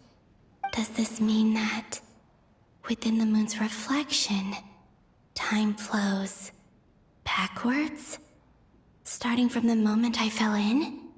Not long till Moon Prayer Night now. It's gonna be even livelier than tonight. Although, it's gonna be sad saying goodbye to the damselette. She seems like a really nice person. Paimon. No, I can't. Even if I make contact, they probably won't understand what's going on. And in any case, I'll likely get pulled away again if I do. Instead, I have to find a way to get them to notice what I've written using the moonlight. Wait, even I hadn't thought of doing that before Moon Prayer Night. They'd never conceive of that possibility. Is there truly no other way? Don't lose heart. We'll find a way somehow. Huh? Oh, you say that, but the Frost Moon is beyond the fall sky. If we wanted to go visit her, how would we make it through to the other side? We might not have all the answers now, but I'm sure we'll find a way one day. Huh. Guess someone's gotta be the optimist. The present. The future. That's right. There are still things I can do. What's your plan? Flins, when you were staying next door, did you ever open the window? No. The rooms here are dark and damp. And there's such a buildup of dust on the windows that the moonlight can't even get in. I didn't think it was worth the trouble. The moonlight? I think I see where you're going. One moment. I'll see if the owner is available. Don't bother. Time is of the essence.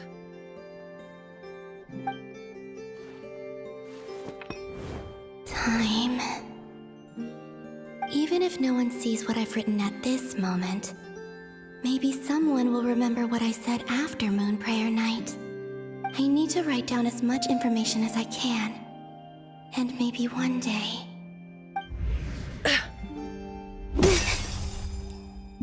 Huh? What's up with you? You can't even hold your cup steady. Are you getting tired? A little. Well, you should probably hit the hay then. You've had a really tough couple of days for you.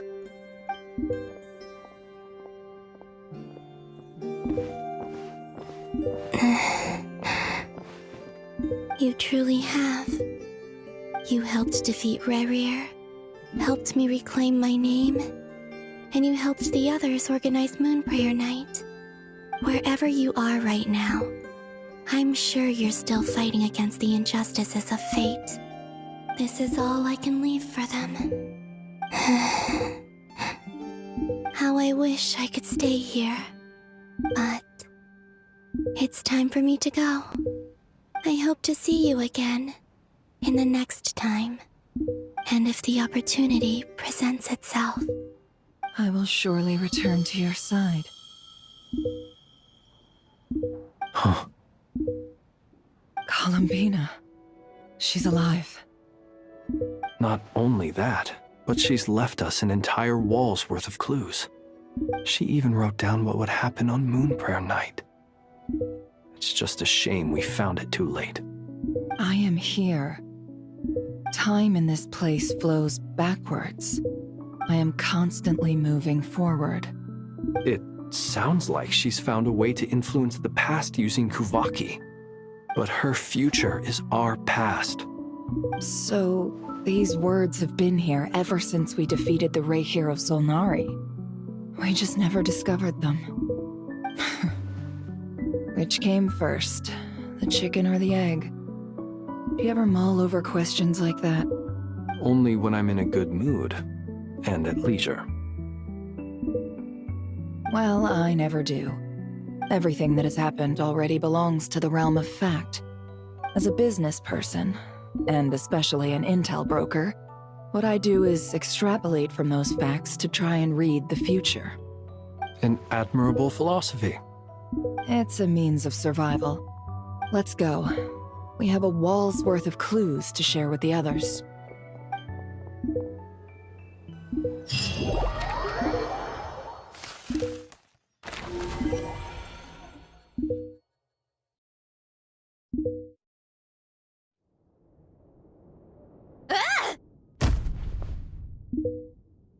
It appears that the doctor's energy signature has changed to something similar to Kuvaki, but not like the Kuvaki we're used to.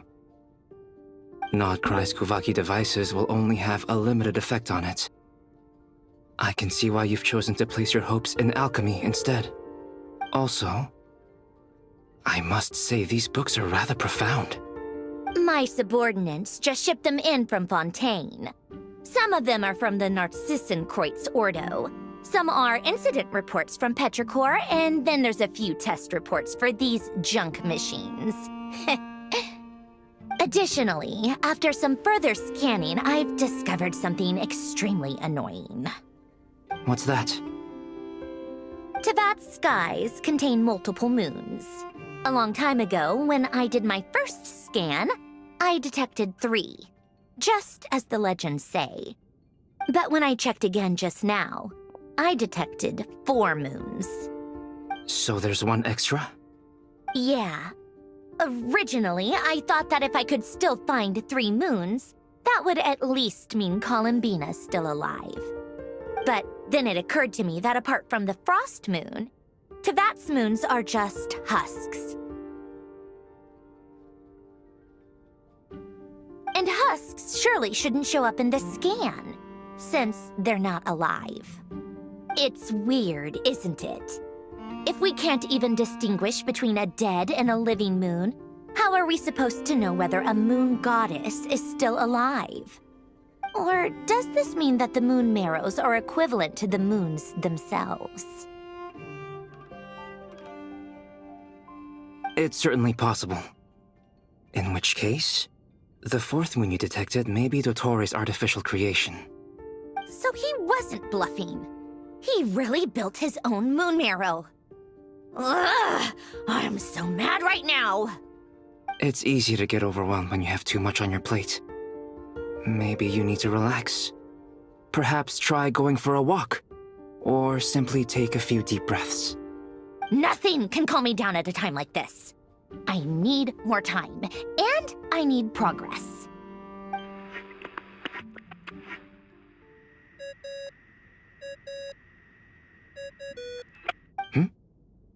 It's Mr. Flynn's. I really hate that ringing tone. Ugh. First the 4 orthants of the Narcissenkreuz, then moon marrows. Now what? Oh, sorry if we're disturbing you. Might I ask what's troubling you? What do you want? We're busy. Are you still at the Curatorium of Secrets? Yeah. Look, everyone else is still out, so there's no hurry. Plus, I'm busy, so I would appreciate if you gave me some space. Even though we have crucial intel to share? Fine. I'm listening. Do you intend to share it via the Dodo communication device? Ordinarily, I would, but this is a unique situation. I think it's best that we discuss it in person. See you at the curatorium.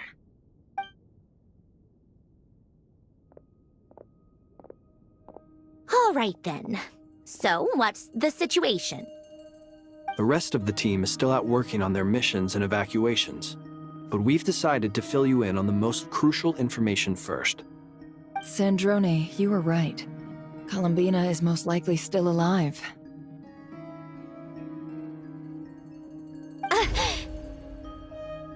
That's the best news we've received in a while, by a long way.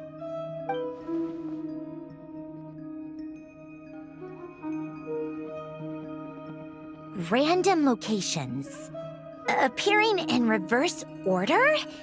Are you serious? So not dying isn't enough for the Moon Goddess, huh? She has to show off too. Anyway, does this mean we can deduce her condition from the Moon Marrows? Miss Androne, there's nothing wrong with simply admitting that you're happy to hear the good news. I'm not. And she's the least of our problems. We're facing a huge crisis. If she can't control the flow of time in there, she's just gonna keep moving backwards. Different points in time won't intersect, and she'll never find a way out. Let's say life begins with a drop of water. When did time begin? The moment this planet came into being? No, that's not right. Her final destination would be the moment at which the space she is in was created. But it doesn't seem like we can influence that space from the outside world. So how can we help her? Also, if she's alive, Rerir and Thalindus might be too. But as far as we know, neither of them have come back out. That space may not have an exit at all. I'm afraid I must concur with Miss Nefer in this. Can't exactly argue with that. Let's leave it there for now. I've taken notes on everything you said. Will it help with your research? I doubt it's gonna help with breaking Dotori's energy fields. But who knows when it might come in handy. Better to have it all written down than try to remember everything when I need it. All right, I need to get back to my research. Mr. Albedo has made a lot of suggestions that will require my undivided attention. Sure, I'll stay here. I have things to work on.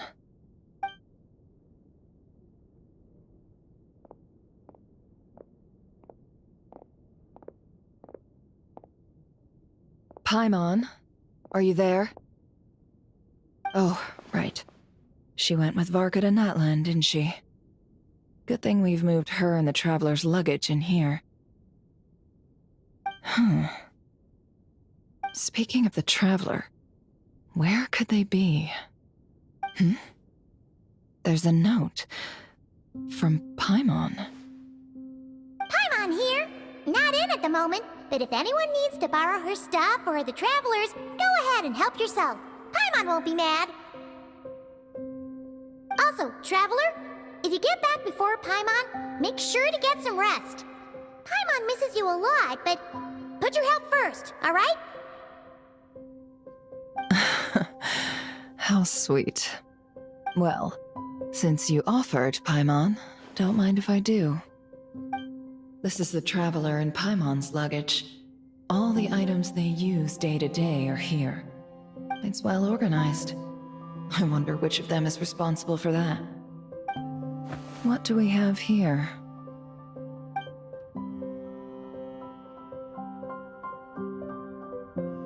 The camera captured a special moment that can only occur between people who are close to one another. You can really sense how the photographer feels about their subject. I wonder why this picture was placed outside. Is it because Paimon recently looked at it?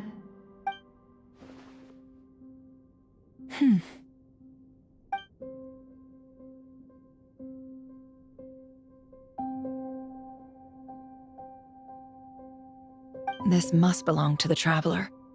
Perfect. I'll use this. Hang in there. We'll find you.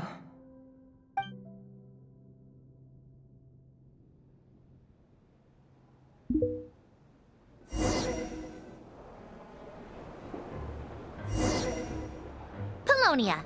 Search keyword world formula and bring me all relevant books.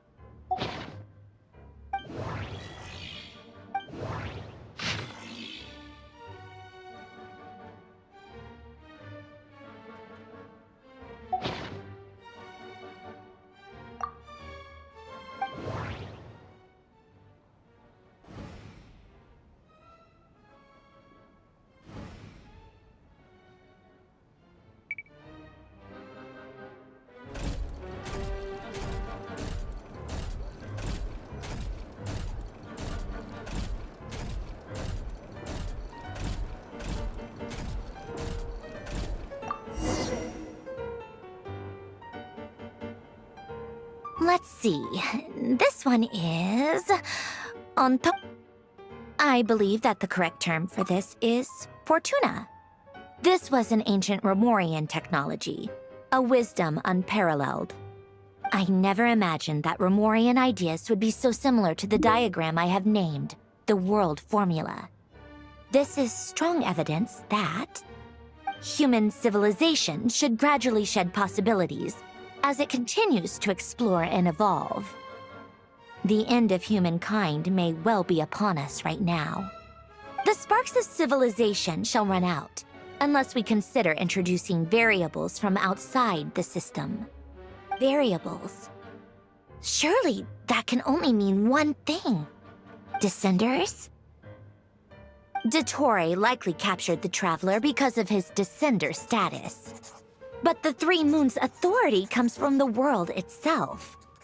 Why would Dottore need anything beyond that? Where does this variable factor in? The world formula calculates the fate of an entire world.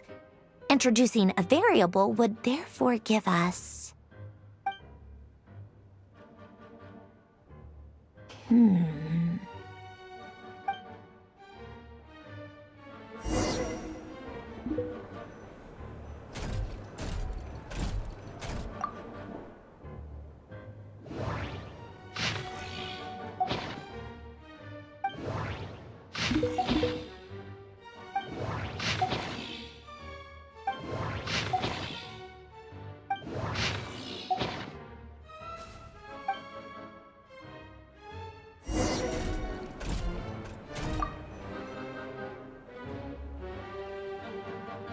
Otonki Sermon observe and compute the pathway displayed in the guidance diagram. Deconstructing and reversing its effects could generate potential ideas. So, it's one of Renee's draft lectures. Deconstructing the pathway. I suppose that could lead to a breakthrough.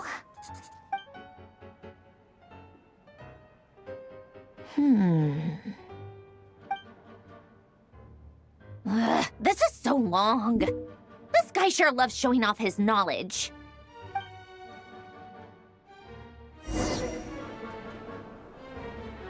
Polonia. Search keyword tree model and bring me all relevant books.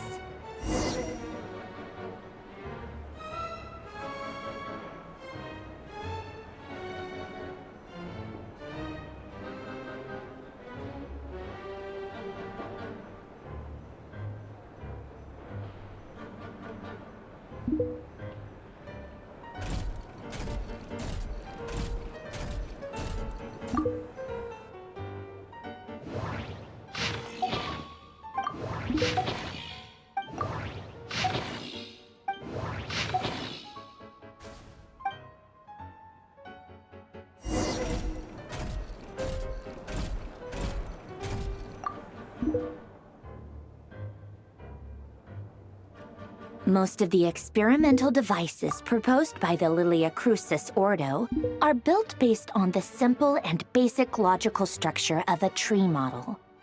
Lilia Crucis. Guess they were trying to cover up the name of the Narcissenkreuz Ordo? When Duke St. Germanus departed, he said, "It seems that there's no going back." Alas, he is only a genius when it comes to machines. In all other things, he is but ordinary. Excuse me? I'm sorry. That's just ridiculous. What kind of book is this? Great Detective Herlock, the Alchemist and the Clockwork Saint? Isn't this a novel? Come on. Still, the author swears that they knew Renee well. Whatever. I guess it's not beyond the realms of possibility that Renee would say nonsense like that on occasion. Memory, wishes, souls, and persona. Frankly, this sounds more like occultism, but if Albedo vouches for it, I suppose there must be some alchemical basis to these techniques.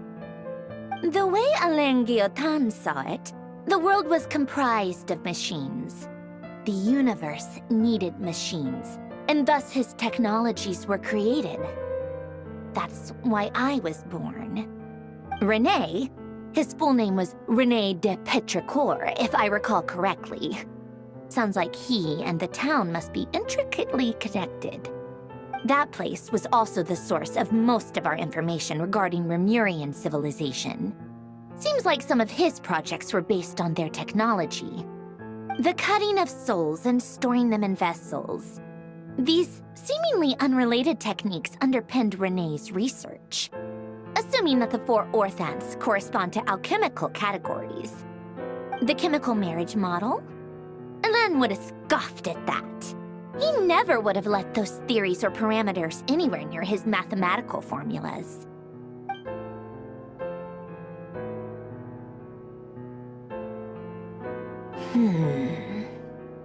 What was Alain's view on René? I know he mentioned the name, albeit very rarely. Oh, now I remember. Alain's old notes are here too. They mentioned René once. René seemed most out of sorts when he spoke to me. A lack of sweet foods has dulled his mind, I should think. Either way, his words are not to be believed. Yep, that sounds like Alain. My subordinates actually did a half-decent job digging out all these materials. Makes a change. Good for them. Some of Alain's old files are completely consistent with these records. He must have gotten them from the Tower of Gestalt. I never knew he got his hands on René's records that early. He may have kept them, but he never even attempted to use them. Didn't believe a word they said. Come to think of it, René's world formula was filled with calculations of constants. That shows he believed that the fate of the world to be predetermined. As for Alain... it's been too long. I forget what he said. What would he have said? A guy like him, fervent believer in machines, but not headstrong enough. The world can be changed. It is worth persevering. Yes, that's how he used to think at least. He created that procedure to save this world. Yet the scale of the world's fate proved too enormous. The result was beyond his ability to calculate. He died having never seen the outcome. And there I was, left behind in the ashes of his dreams. Did you really never take a close look at René's research? Or did you read it but deem his philosophy incompatible with your model? The very thought of trying to incorporate his ideas probably made you feel sick to the stomach. Well, don't worry, because there's a whole new category of lunatic in town. Next to Dottore, every other madman looks sane. You once asked me what I wished for. Should have asked him instead. He's the one pining for things you'd sooner die than witness.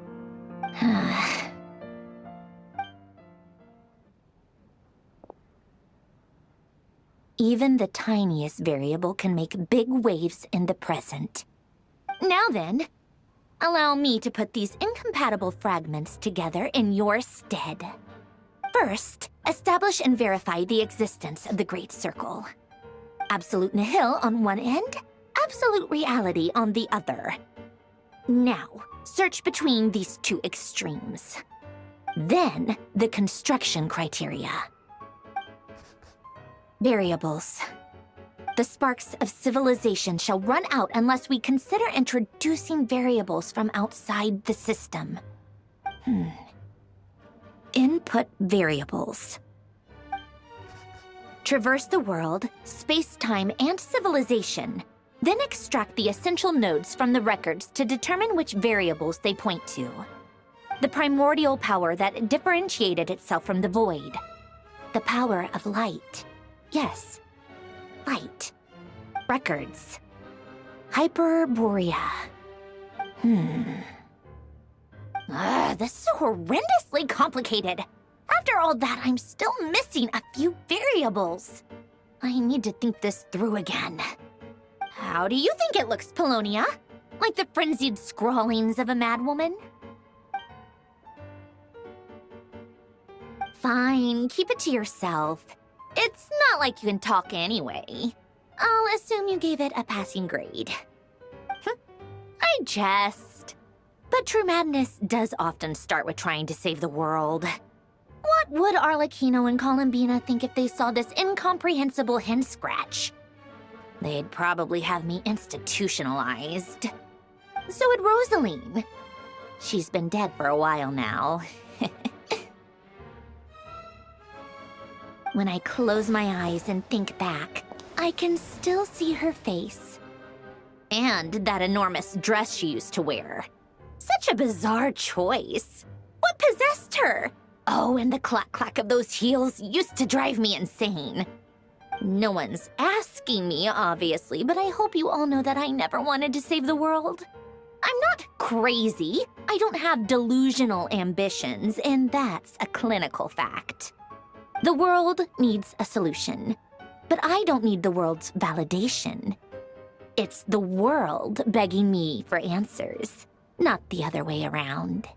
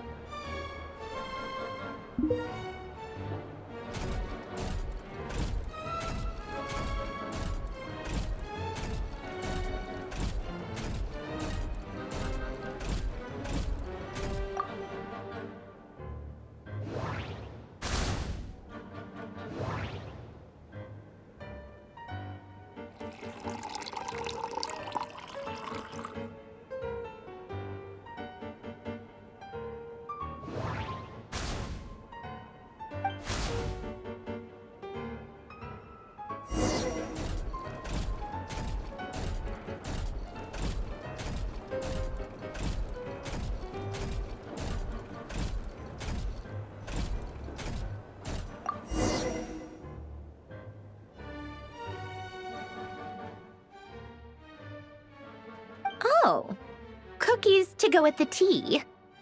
Let's see. They must be from that person who brought those documents.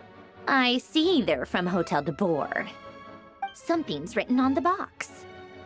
We are proud to present this homage to the Fortress of Meropede's fun-filled mill collection system. Fortune cookies. Have a lucky start to your day. Sounds like a dumb gimmick to me. Be early to bed and early to rise. Get plenty of sun and drink plenty of water. Then things will surely go well for you. What? Are you kidding me? Somehow I doubt that an early night and a glass of water is magically gonna save a world on the brink of existential peril.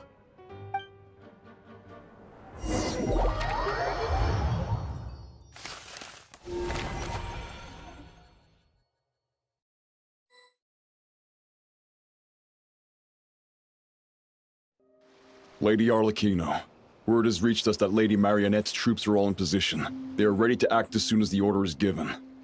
Excellent. The only thing is, they are fewer in number than we expected. It looks like many of them must have lost their lives at the hand of the monsters released by the Doctor. Can't be helped. Allow them to join our ranks, and keep in contact. As you wish.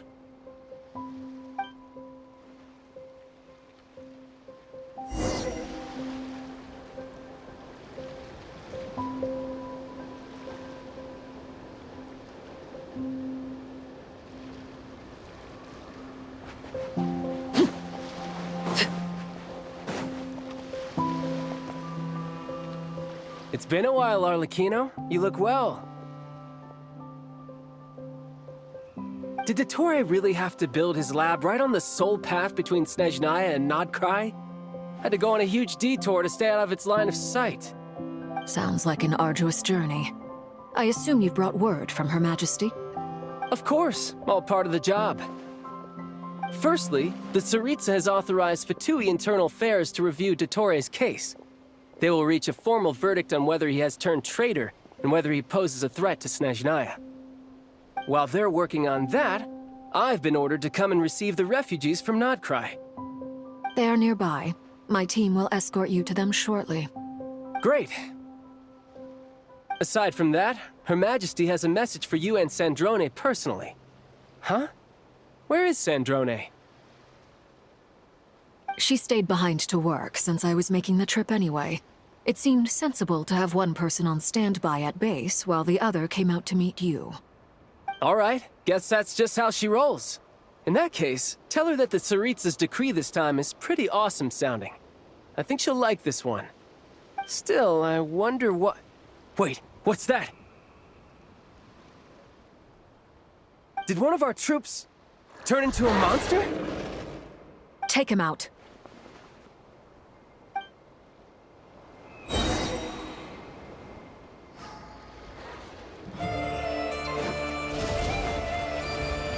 Everlasting as the moon! Overruled! Riptide! You're mine!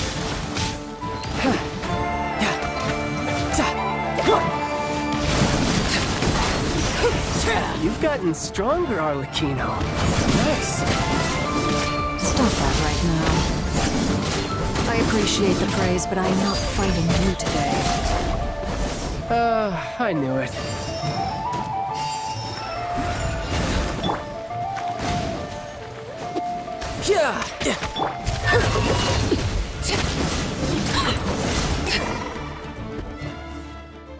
I can't believe it. He was a living, breathing human one moment, and the next... Another fine piece of work by our dear colleague. What in the world has been going on in Nodkrai? A lot.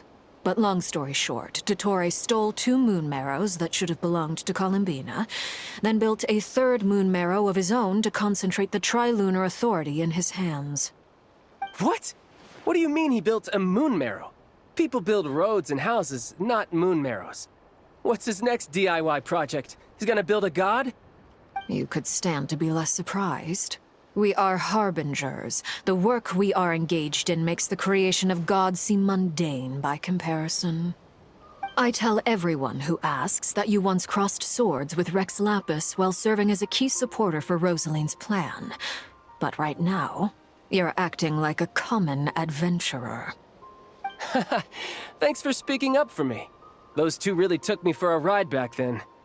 Then again, surely no common adventurer would manage to get tangled up with them the way I did. That's gotta count in my favor, right? It almost sounds like you wish to repeat the experience. I might have to lower my opinion of you. No. I'll stop talking. Please, go on.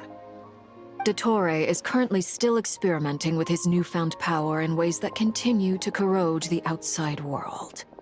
As for the human mutation, I believe this is simply a consequence of his experiments, and not a strategic move. That radiant beast was once a subordinate of Sandrone's. I suspect he was only allowed to live so that he could become an experimental subject. Also, those of us who fought Dottore have been afflicted with a curse. As such, I cannot leave Nodkrai. This is so much worse than I thought. No wonder Her Majesty's decree is so extreme. While these exceptional circumstances persist, the Harbingers are hereby authorized to use unilateral executive powers. Should Dottore pose a threat, Arlecchino and Sandrone are permitted to eliminate him. My thanks to Her Majesty. I will pass these good tidings on to Sandrone. Her Majesty has also declared that she will refrain from launching an attack on the now evacuated Nodcry due to the presence of unretrieved research material. A wise decision. By the way, how's my old partner doing? I'm assuming they're with you? Partner? You mean the Traveler? I'm afraid I have bad news. He was captured after our failed assault in Dottore's lab. His whereabouts are currently unknown. What? Why? Since when does Dottore have a bone to pick with him? That is indeed the question. I'm not sure he does. He must have some other goal in mind. This won't do. I have to rescue him. You can't. We have no idea where the Traveler is. What am I supposed to do then? Stand here twiddling my thumbs? Sandrone is working on it. The best thing you can do right now is complete your mission. Fine. I guess I'll leave this to you then. One last thing. Tell the Rooster to get the message out to the gods and citizens of every nation in Teyvat. Beware. An uncontrollable pollution is spreading forth from Nodcry. The source of that pollution is a madman drunk on the success of his experiments. The Fatui and our allies will endeavor to contain the threat. However, if Nodcry falls, things are likely to escalate. Considering Dottore is one of our own, all Fatui stationed in Nodcry consider it our duty to stay and fight him to the bitter end. Whatever the cost. Hey, don't be too pessimistic. If it comes to it, I'm sure Her Majesty won't stand by and do nothing. I hope you're right.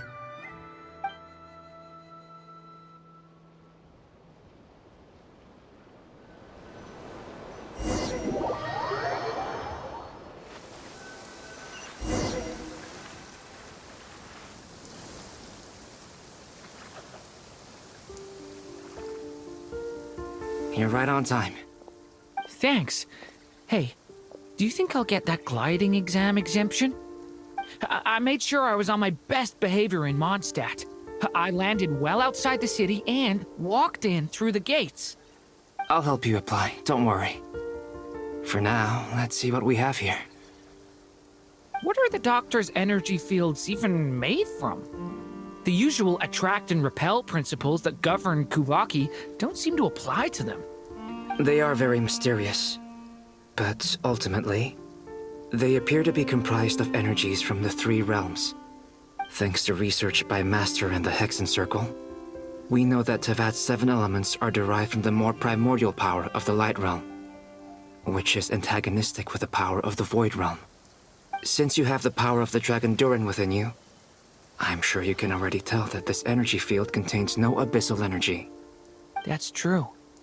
It's not abyssal energy, it's something pure, wild, and untamed. I've been thinking about something. Do you still remember the device that Dory supplied from the Academia when you and Miss Columbina fought Rarier? That was one of the most marvelous feats of ingenuity I've ever seen. The design, the craftsmanship, the material selection. I couldn't fault any of it. Not to mention the operating principles. Surely the most ingenious feature of all. Dory didn't go into detail on how it functions, but I have a working theory. The clue was that Miss Columbina was somehow able to use the pyro energy that you provided, despite the fact that, as a moon goddess, she should only be able to use light realm energy in principle. Now, all elemental energy is, of course, derived from light realm energy to begin with. Hence, I suspect that the device works by restoring elemental energy to its original state. This presumes a theoretical model of the 7 elements akin to that of light refracted through a prism. Perhaps it is no mere analogy.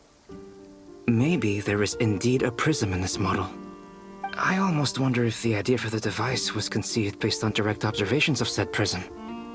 It would explain how such an ironclad design concept was achieved. It is at once a masterwork of engineering and a groundbreaking application of the Academia's latest elemental theories. I suspect only Lesser Lord Kusanali herself could have devised such an ambitious technology. But back to the energy field before us. If this is pure Light Realm energy, its relation to elemental energy is one of integration versus division.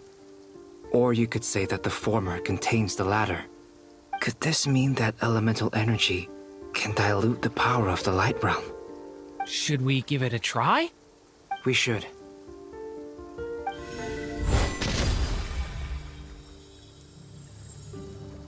Ha! It works! Clear signs of disruption were detected at the periphery of the energy field. This indicates that elemental energy can disturb or even negate the field. Now you try. All right, here goes. It's working! Switch to abyssal energy and attack again. No surprises there. Abyssal power drains the energy field to a significantly greater extent. I now feel confident in asserting that the energy field is indeed pure Light Realm energy, and that elemental energy can dilute it. But the energy field is huge! How much elemental energy will it take to neutralize it? We don't have to neutralize it completely. We can try other approaches. That's all for theory. Would you like to continue watching? So you knew I was here? Huh? When did you get here? A while ago. But Albedo sounded like he was working on his thesis defense back there. Back in Sumeru. You can end a person's whole career by interrupting them mid-speech. Very thoughtful of you. I'm truly touched. Could I ask you to lend me a hand? With what? A little test. Try using Animo to unleash a concentrated assault with circular blades, with the goal of breaking through at a singular point. Nice! This time it tore through the field. Tremendous. This is a major breakthrough. Should we go through? We probably shouldn't risk having mutually antagonistic energies in such close proximity. Durin, you stay here and watch the entrance. Hat Guy and I will go in to investigate. Sounds sensible to me. Keep your eyes peeled, Durin. Don't worry, I got this. You two be careful in there. Just give me the signal if you need help, and I'll dive right in. What do you mean, signal? It's based on a new alchemical concoction I developed last month. When 2 bottles of it are smashed on the ground together, they emit a blinding burst of light. If it comes to that, remember to shield your eyes with your hat. Glad I asked. Thanks for the heads up.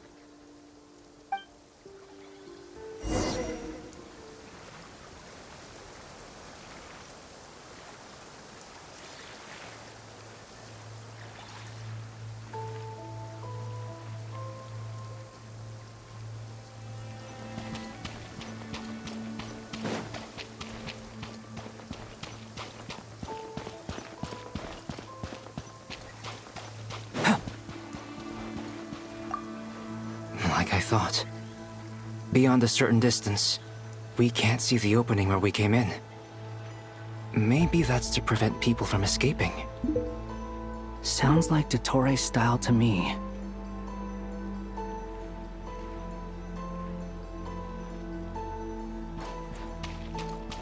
Not much has changed.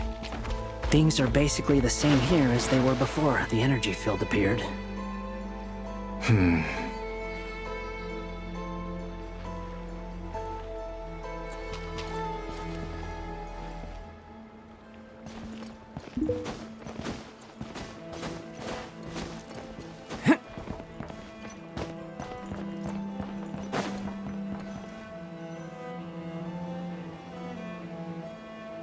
They have no heartbeats and they're not breathing. We can only assume they're dead. But there are no visible wounds. Also, there's an animal squatting next to each body. It's watching us. That's not an animal's gaze. What are you trying to tell us? Doesn't seem eager to talk. I guess maybe it's just an animal after all. Let's keep looking around.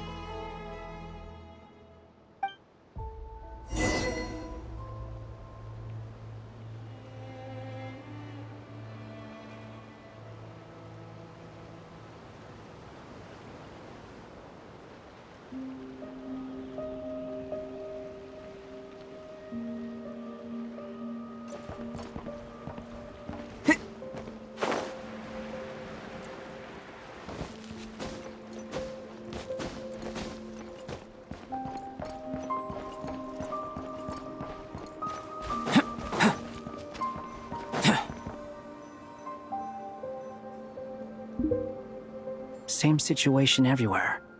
Not a living soul in sight. Just countless bodies with animals standing watch over them. Well, I think we can safely rule out the possibility that they're all pets. Is skirting around the topic your way of showing consideration for other people's feelings? Just being cautious. I don't doubt that you can handle the truth.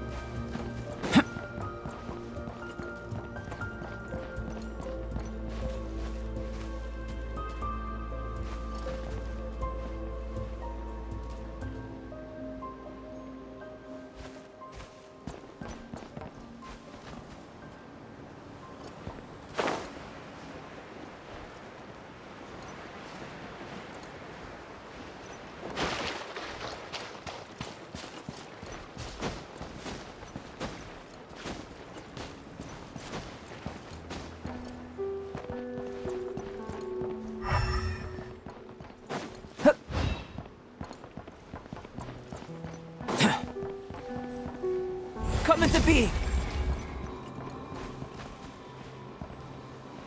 Burst forth!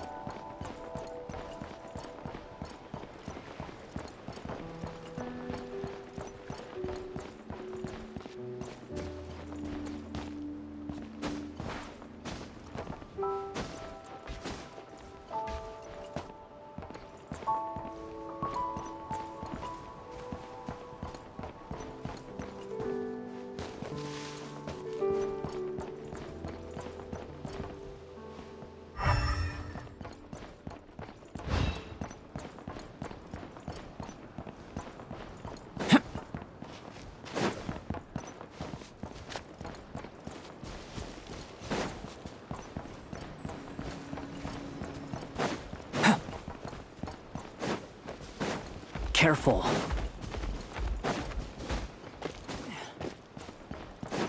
Please, help us. Please, help us. Please. What happened here? I don't know. Suddenly, everyone collapsed. Then my line of sight got lower. I still have some of my senses left. I gotta get out of here.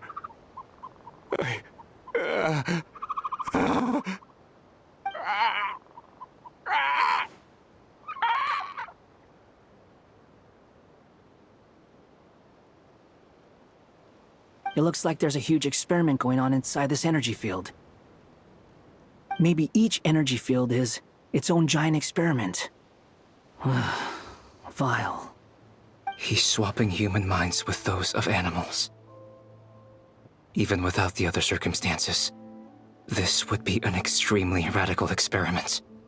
Those people may have lost their sense of selves, but they are not fully animals either. If they were, they would have left. But instead, their instincts are driving them to remain by their dead bodies. We should go. No sense in sticking around here longer than we need to. Agreed.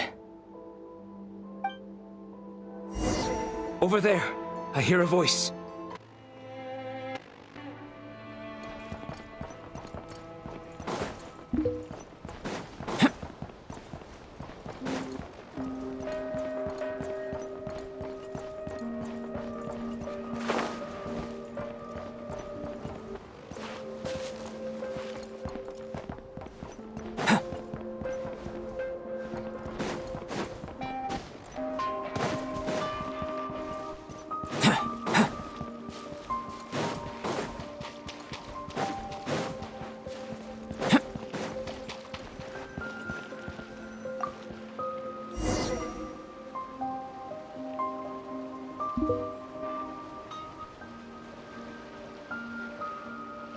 You're back!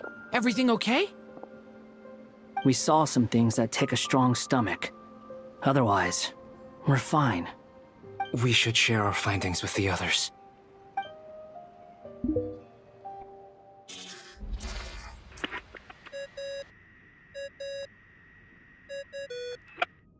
Yes? Who is it?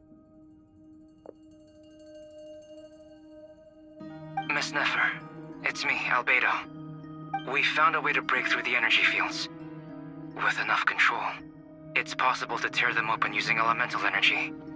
Also, we managed to take a look inside. Dottore is carrying out his cruel experiments on an immense scale. Any residents who have failed to evacuate in time will likely meet a grisly end. Sounds like he's living down to our expectations. Might I ask how things are proceeding on your end? I'm just about to get started. I'll be in touch once I have a result. Understood. Stay safe. I will.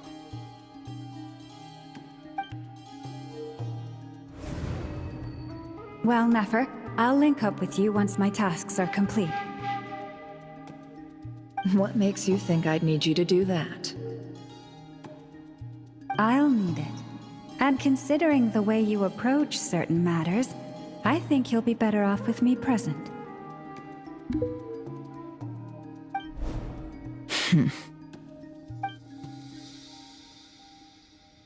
Let's begin.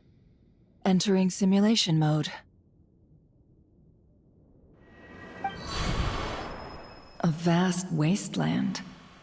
Is this the Traveler's inner world? I was expecting something more vibrant, to be honest.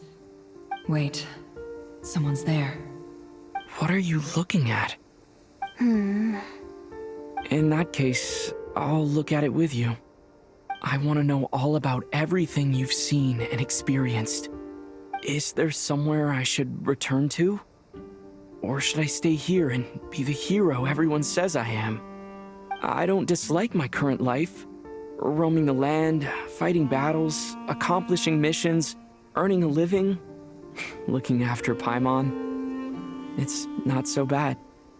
I guess the only thing that's missing is that you're not here with me. This is the conscious layer, which contains a person's true feelings. It is filled with both longing and kindness. I suppose anyone who lives long enough ends up wishing for someone who can't be there. Maybe it's the only way we can feel truly alive. Time to delve a little deeper.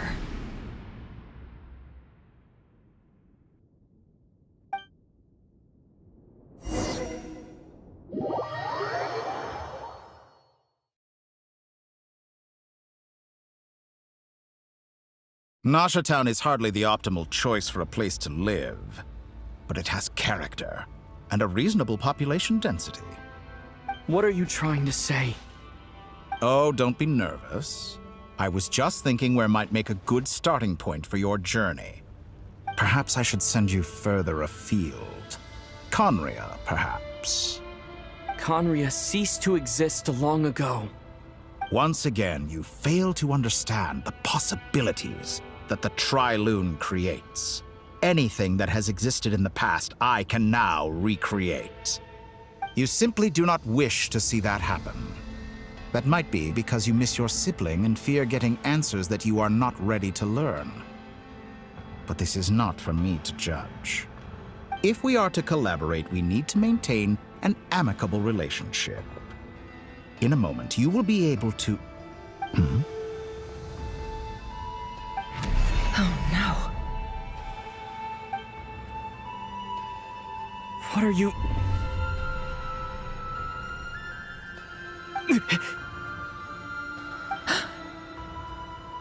What are you gonna do?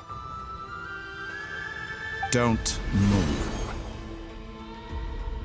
Something unwanted has crept into... Oh?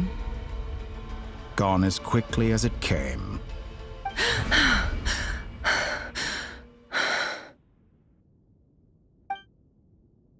Did you save me?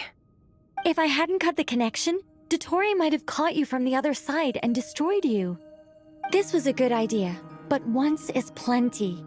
You were exceptionally brave. Excellent work. Thanks, but now's not the time for that.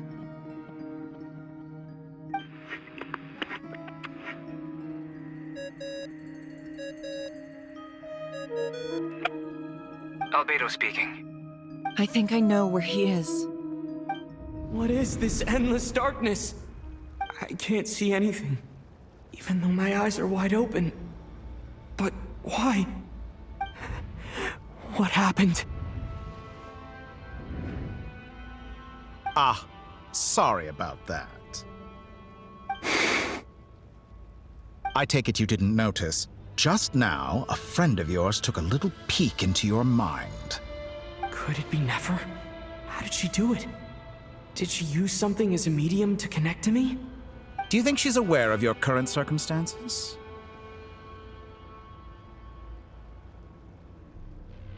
Oh dear. Have I stunned you into silence? I only wanted to slow down your time a little so I could stop your intruder in her tracks. It would have been nice to capture the spy. I must say, I'm finding the ability to adjust the flow of time rather intriguing. The moment you closed your eyes, time seemed to grow impossibly viscous, didn't it? A whole month passed before you opened your eyes again, but only for you. No one else was affected. I dare say this is something only a god can achieve. Point taken. You've proven once again that you have god-tier powers. Oh, you misunderstand. This wasn't about proving a point. I was testing things out. I find I learn best by doing, and I have to admit, time is not the easiest dimension to control. I only wanted to make you sleep for a short while, but it ended up lasting a whole month. Clearly some finesse is required to wield the authority over time as I wish. I hope you're not angry with me. It was only a month's discrepancy, nothing too serious. Had I been off by a year, a decade, or even a century, that would have been quite a different story. You could have frozen me for millions of years. So much for collaboration. You aren't showing much sincerity. Millions of years? To what end? I wonder if you don't understand humans all that well. They are very pragmatic creatures who understand only that which they can perceive with their senses. If I had you sit here for a week, I imagine people might sympathize. But if I left you here for 100, 1,000, or 10,000 years, the sheer size of that number would cause it to lose all meaning to them. They would not have the capacity to comprehend your suffering, and thus they could not empathize. Unfortunately, while gods do exist in Tevat, It is ordinary humans that account for most of the population. Their lifespans are so limited, their bodies so fragile. Did you ever really hope that they could begin to understand someone like you? Your long life and unique origins make you fundamentally different from them. How long will it be before they start to treat you like the alien you are? Before you are ostracized, outcast? Alien? Even I feel bad for you sometimes. This world has made you into a slave. So many times you have served its will, and not once have the powers that be ever thought to grant you the one simple thing you wish for. You have been treated most unfairly. I can change that. I will grant you special privileges and give you back the status you rightly deserve as a descender.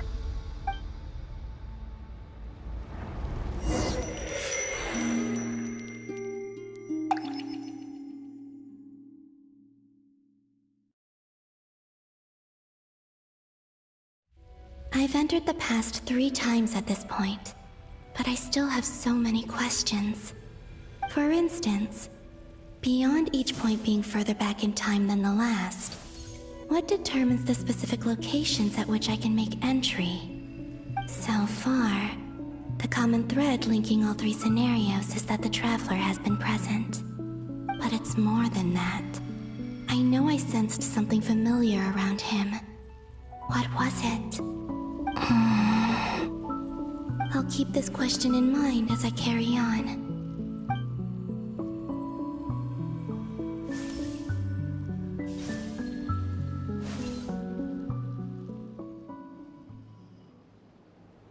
Humans, you never change. Always trying to use powers you neither comprehend nor control. This looks like Star Sand Shoal. Was this before Rerir regained his physical form?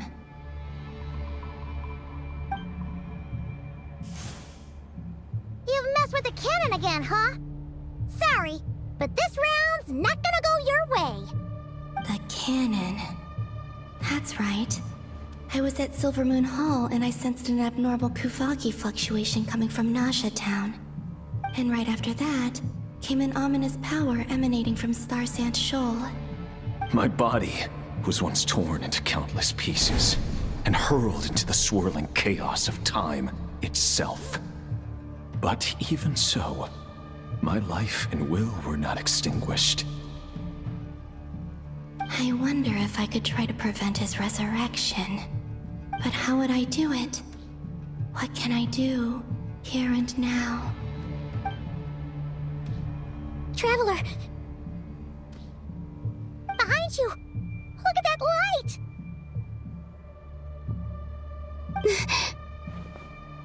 No, I won't make it in time. He's using the Kuvaki shield, like I taught him. Is he going to use it to block the cannon's beam? He's strong. I'm sure he can manage. But the force released when the beam impacts the shield might lead to collateral damage. Easy Island. The Frost Moon Scions will be exposed to lethal levels of Kuvaki. A question, if I may. Kind Miss Columbina. When the cannon's Kuvaki beam was deflected earlier, I saw several bolts of energy streak toward Hisi Island, only to be blocked. Did you also have a hand in that? Maybe that really was me after all. Well, future me. But I don't know if I have enough power left. Sigi sato pasa sais, niti ipotuftos. There's no time. Osestikos paratini tirant risuiku, topir to aithion feraton. I have to make it. Oh, Frost Moon. Oh, great land. Oh, slumbering moonlight of Nodcry. If you can hear me, if you can sense my call, then please, heed me once more!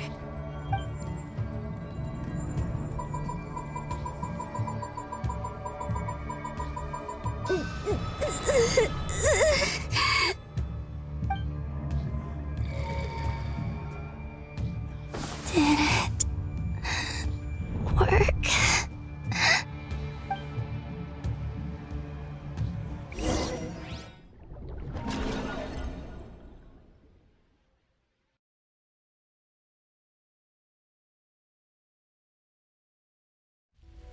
Hey, wake up. Hey, did you hear me? Columbina, I said wake up now! Oh, good morning, Sandrone. It's 3 in the afternoon, actually. And could you kindly not use my quarters as your personal nap room next time? But I feel so safe here. And your coffee, right? It's so bitter, but it smells lovely. It's like you were raised by wolves in a forest or something. What did you drink growing up? Grass tea? The Frost Moon Scions certainly led a more frugal existence than the Fatui. Then I'll bet you've never eaten one of these before. It smells delicious. That's because it's a Fontanian recipe. I had a little free time today, so I made a batch. Rosaline will be here shortly, but if you really can't wait, I guess you can go ahead and... Hey, at least let me finish before you start eating! Did the Frost Moon Scions not teach you basic table manners? Or did the rules not apply to you because you're the high and mighty moon goddess? These are so tasty. Of course they are. I made them. I was worried they might contain traces of machine oil. What?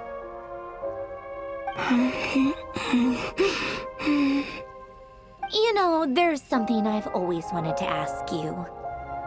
Why did you leave your old home and join the Fatui? I mean, I'm sure their food was awful. But there's gotta be more to it than that. Well, life there didn't go quite how I imagined. What were you expecting? You're a god. Your followers are gonna make some demands of you, right? Surely you can just answer a few prayers here and there in return for the free food and drink. How bad can it be? Well, would you help other people just for free food and drink? The doctor told me that you were created by a great mechanic, Lord something Fisher. The Lord Artificer. Ugh, some people can't keep their mouths shut. Oh, Lord Artificer. And didn't he have something to do with the, narcissist? Narcissenkreuz Ordo. Yes, that was it. Narcissenkreuz Ordo. So, would you try to fulfill their wishes? You must be joking. I wouldn't go even if they paid me. I don't even know them. Exactly. Well, I felt the same way. I did not know the people who made demands of me. Huh. What do you know? We're on the same page for once. In his later years, Alain did ask me if there was anything I wanted to do. If I had any wishes of my own. Well, I don't. And I'm not in any mood to fulfill someone else's either. Who's Alain? He was the... You know what? Never mind. You're not gonna remember. Anyway, the point I'm trying to make is, neither of us is the self-sacrificing type. Let me ask you this. What sort of place would you like to live in, if you could choose? A place where people don't ask me for things I cannot give them. Where they don't worship me, or fear me, but just want to chat with me like a normal person.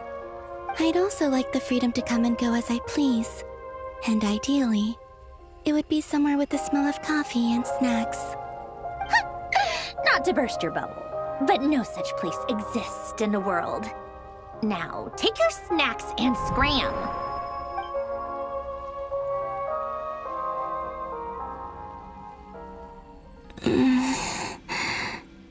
Did I pass out? Of course. I'm back here again. I dreamed of events from my past. Sandrone. Traveler. I miss you all so much. Back there, I guess I managed to harness all the Kuvaki energy on Hisi Island. But how did I do it? Time is flowing backwards here, and I can use that familiar power to enter the world of the past. That mystery ally everyone talked about. It was me all along. I can sense that there isn't much more power remaining up ahead. What lies at the end of all of this? Will time keep flowing into the past? And will I ever find my way back?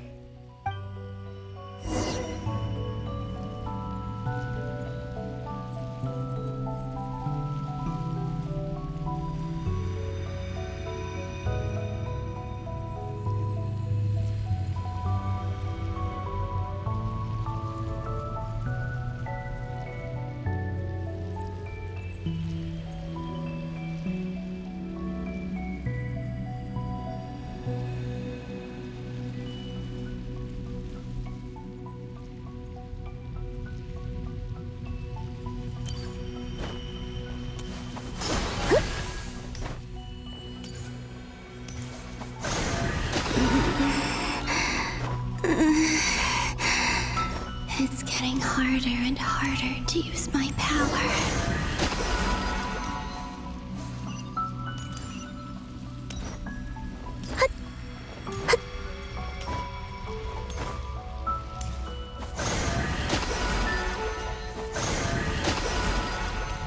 I'm no match for the Abyss in this state. I need to avoid the contaminated fragments.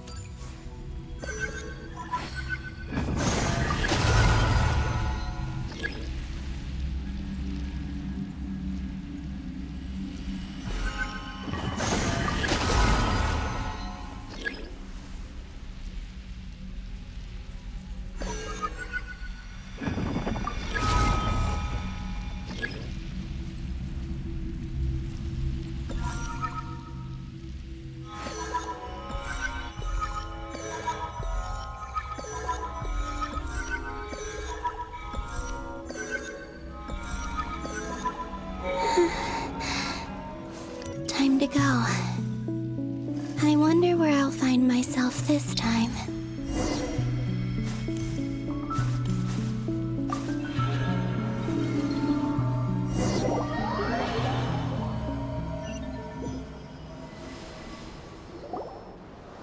The Final Night Cemetery. This is where Flint's is based. Or not! How are we supposed to read through this many files? Difficult, yes, but it is also our most efficient option. Seems like they're searching for information. Oh, I remember. Flint and Varga talked about some files on the Wild Hunt. Was this my doing too? To expose the true intentions of this Rereer, we need to dive into Notcry's history. Are my actions changing the past? Or are they simply completing a process? Is all of this inevitable? Or am I the one making these decisions? If I choose not to help them now, will it change how things turn out? Hope we don't land on our heads then. They're my friends. I can't not help them.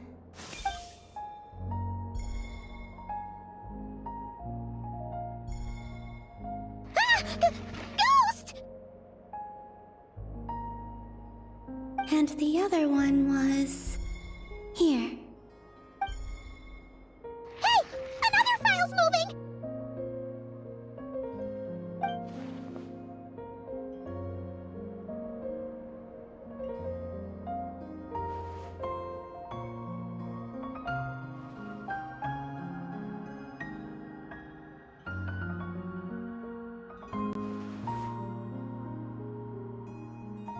That should do it. Luanatar? You can sense my presence? Wait!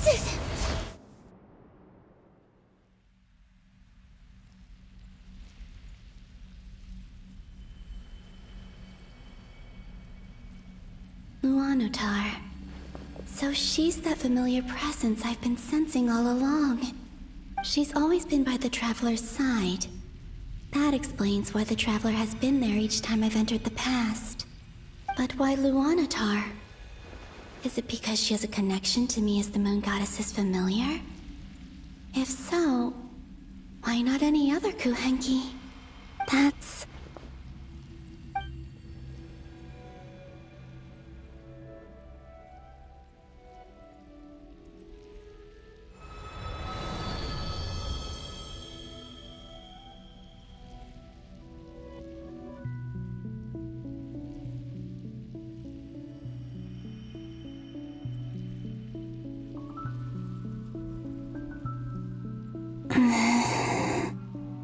I cannot sense any power up ahead. Just a void, stretching out into infinity. This is likely my final chance to enter the past. It's now or never. I have to find a way back.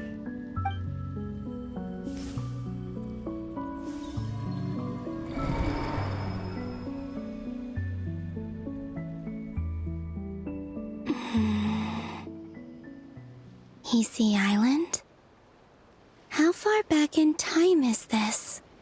Where's Luanatar? I can't sense her presence this time. Oh, seeing Anafa and Aino reunited like that sure was heartwarming. Traveler, Paimon. No, stay calm. I don't have much power left to change things. I don't even have that much time left here. Think, Columbina. How do I find a way back? A way back... to where? Do I go back to Moon Prayer Night? Or to the future that followed? And if I return in my current state, what will become of me then? Dottoro's actions that day proved that he'd been planning that for a long time. He had already seized the power of 2 moon marrows before capturing me. Even if I managed to get back, how can I fight against him when he wields the Tri-Lune Authority? I can't. If I go back like this, I'll be playing right into his hands. I have to find some way of rivaling the power he has usurped. Wait. Time flowing backwards. The Tri-Lune Authority. Does that mean... I think I know what the final destination of this lunar reflection might be. I know what I must do. Speaking of homes, we must already be close to where the Frost Moon Scions live. The vibe here feels different. Just like the scenery. But how do I communicate my plan to my friends? Should I write it down here? No. Someone else will see it. I need something with a close connection to me. Something I can use as a medium to tell them what's happened to me in here. Now it makes sense.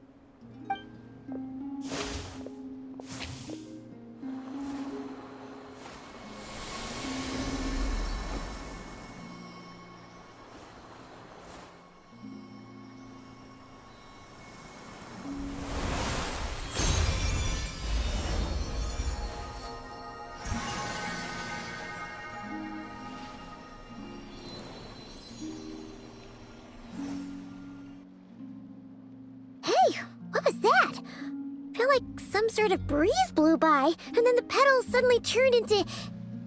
Huh? It was I who brought Luanatar into being. I gave up a piece of my own soul to create her. That's why I could sense a familiar power from the moment I entered the space. It also explains why she's been present in every past location that I've entered. Because we have a deep connection. Hey there! What's your name? And the reason why there are no more gates to the past after this point is that Luanatar hadn't been born then. No wonder I sensed the trace of a blessing when we first met. But I still didn't recognize the soul hidden within you. Back then, I was just a little lost dove. I had yet to become Columbina Hyposelenia. Go on now. We've got stuff to do. Best you find someone else to hang out with. Hey, you scared it off. I'll be counting on you. Remember to stay by the traveler's side, guide him, and help him in my stead. Oh, and bring him to the garden where the moon prayer blossoms grow. There's a little lost dove there who will need his help.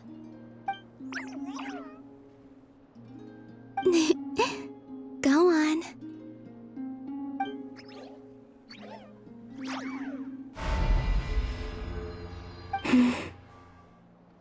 You too.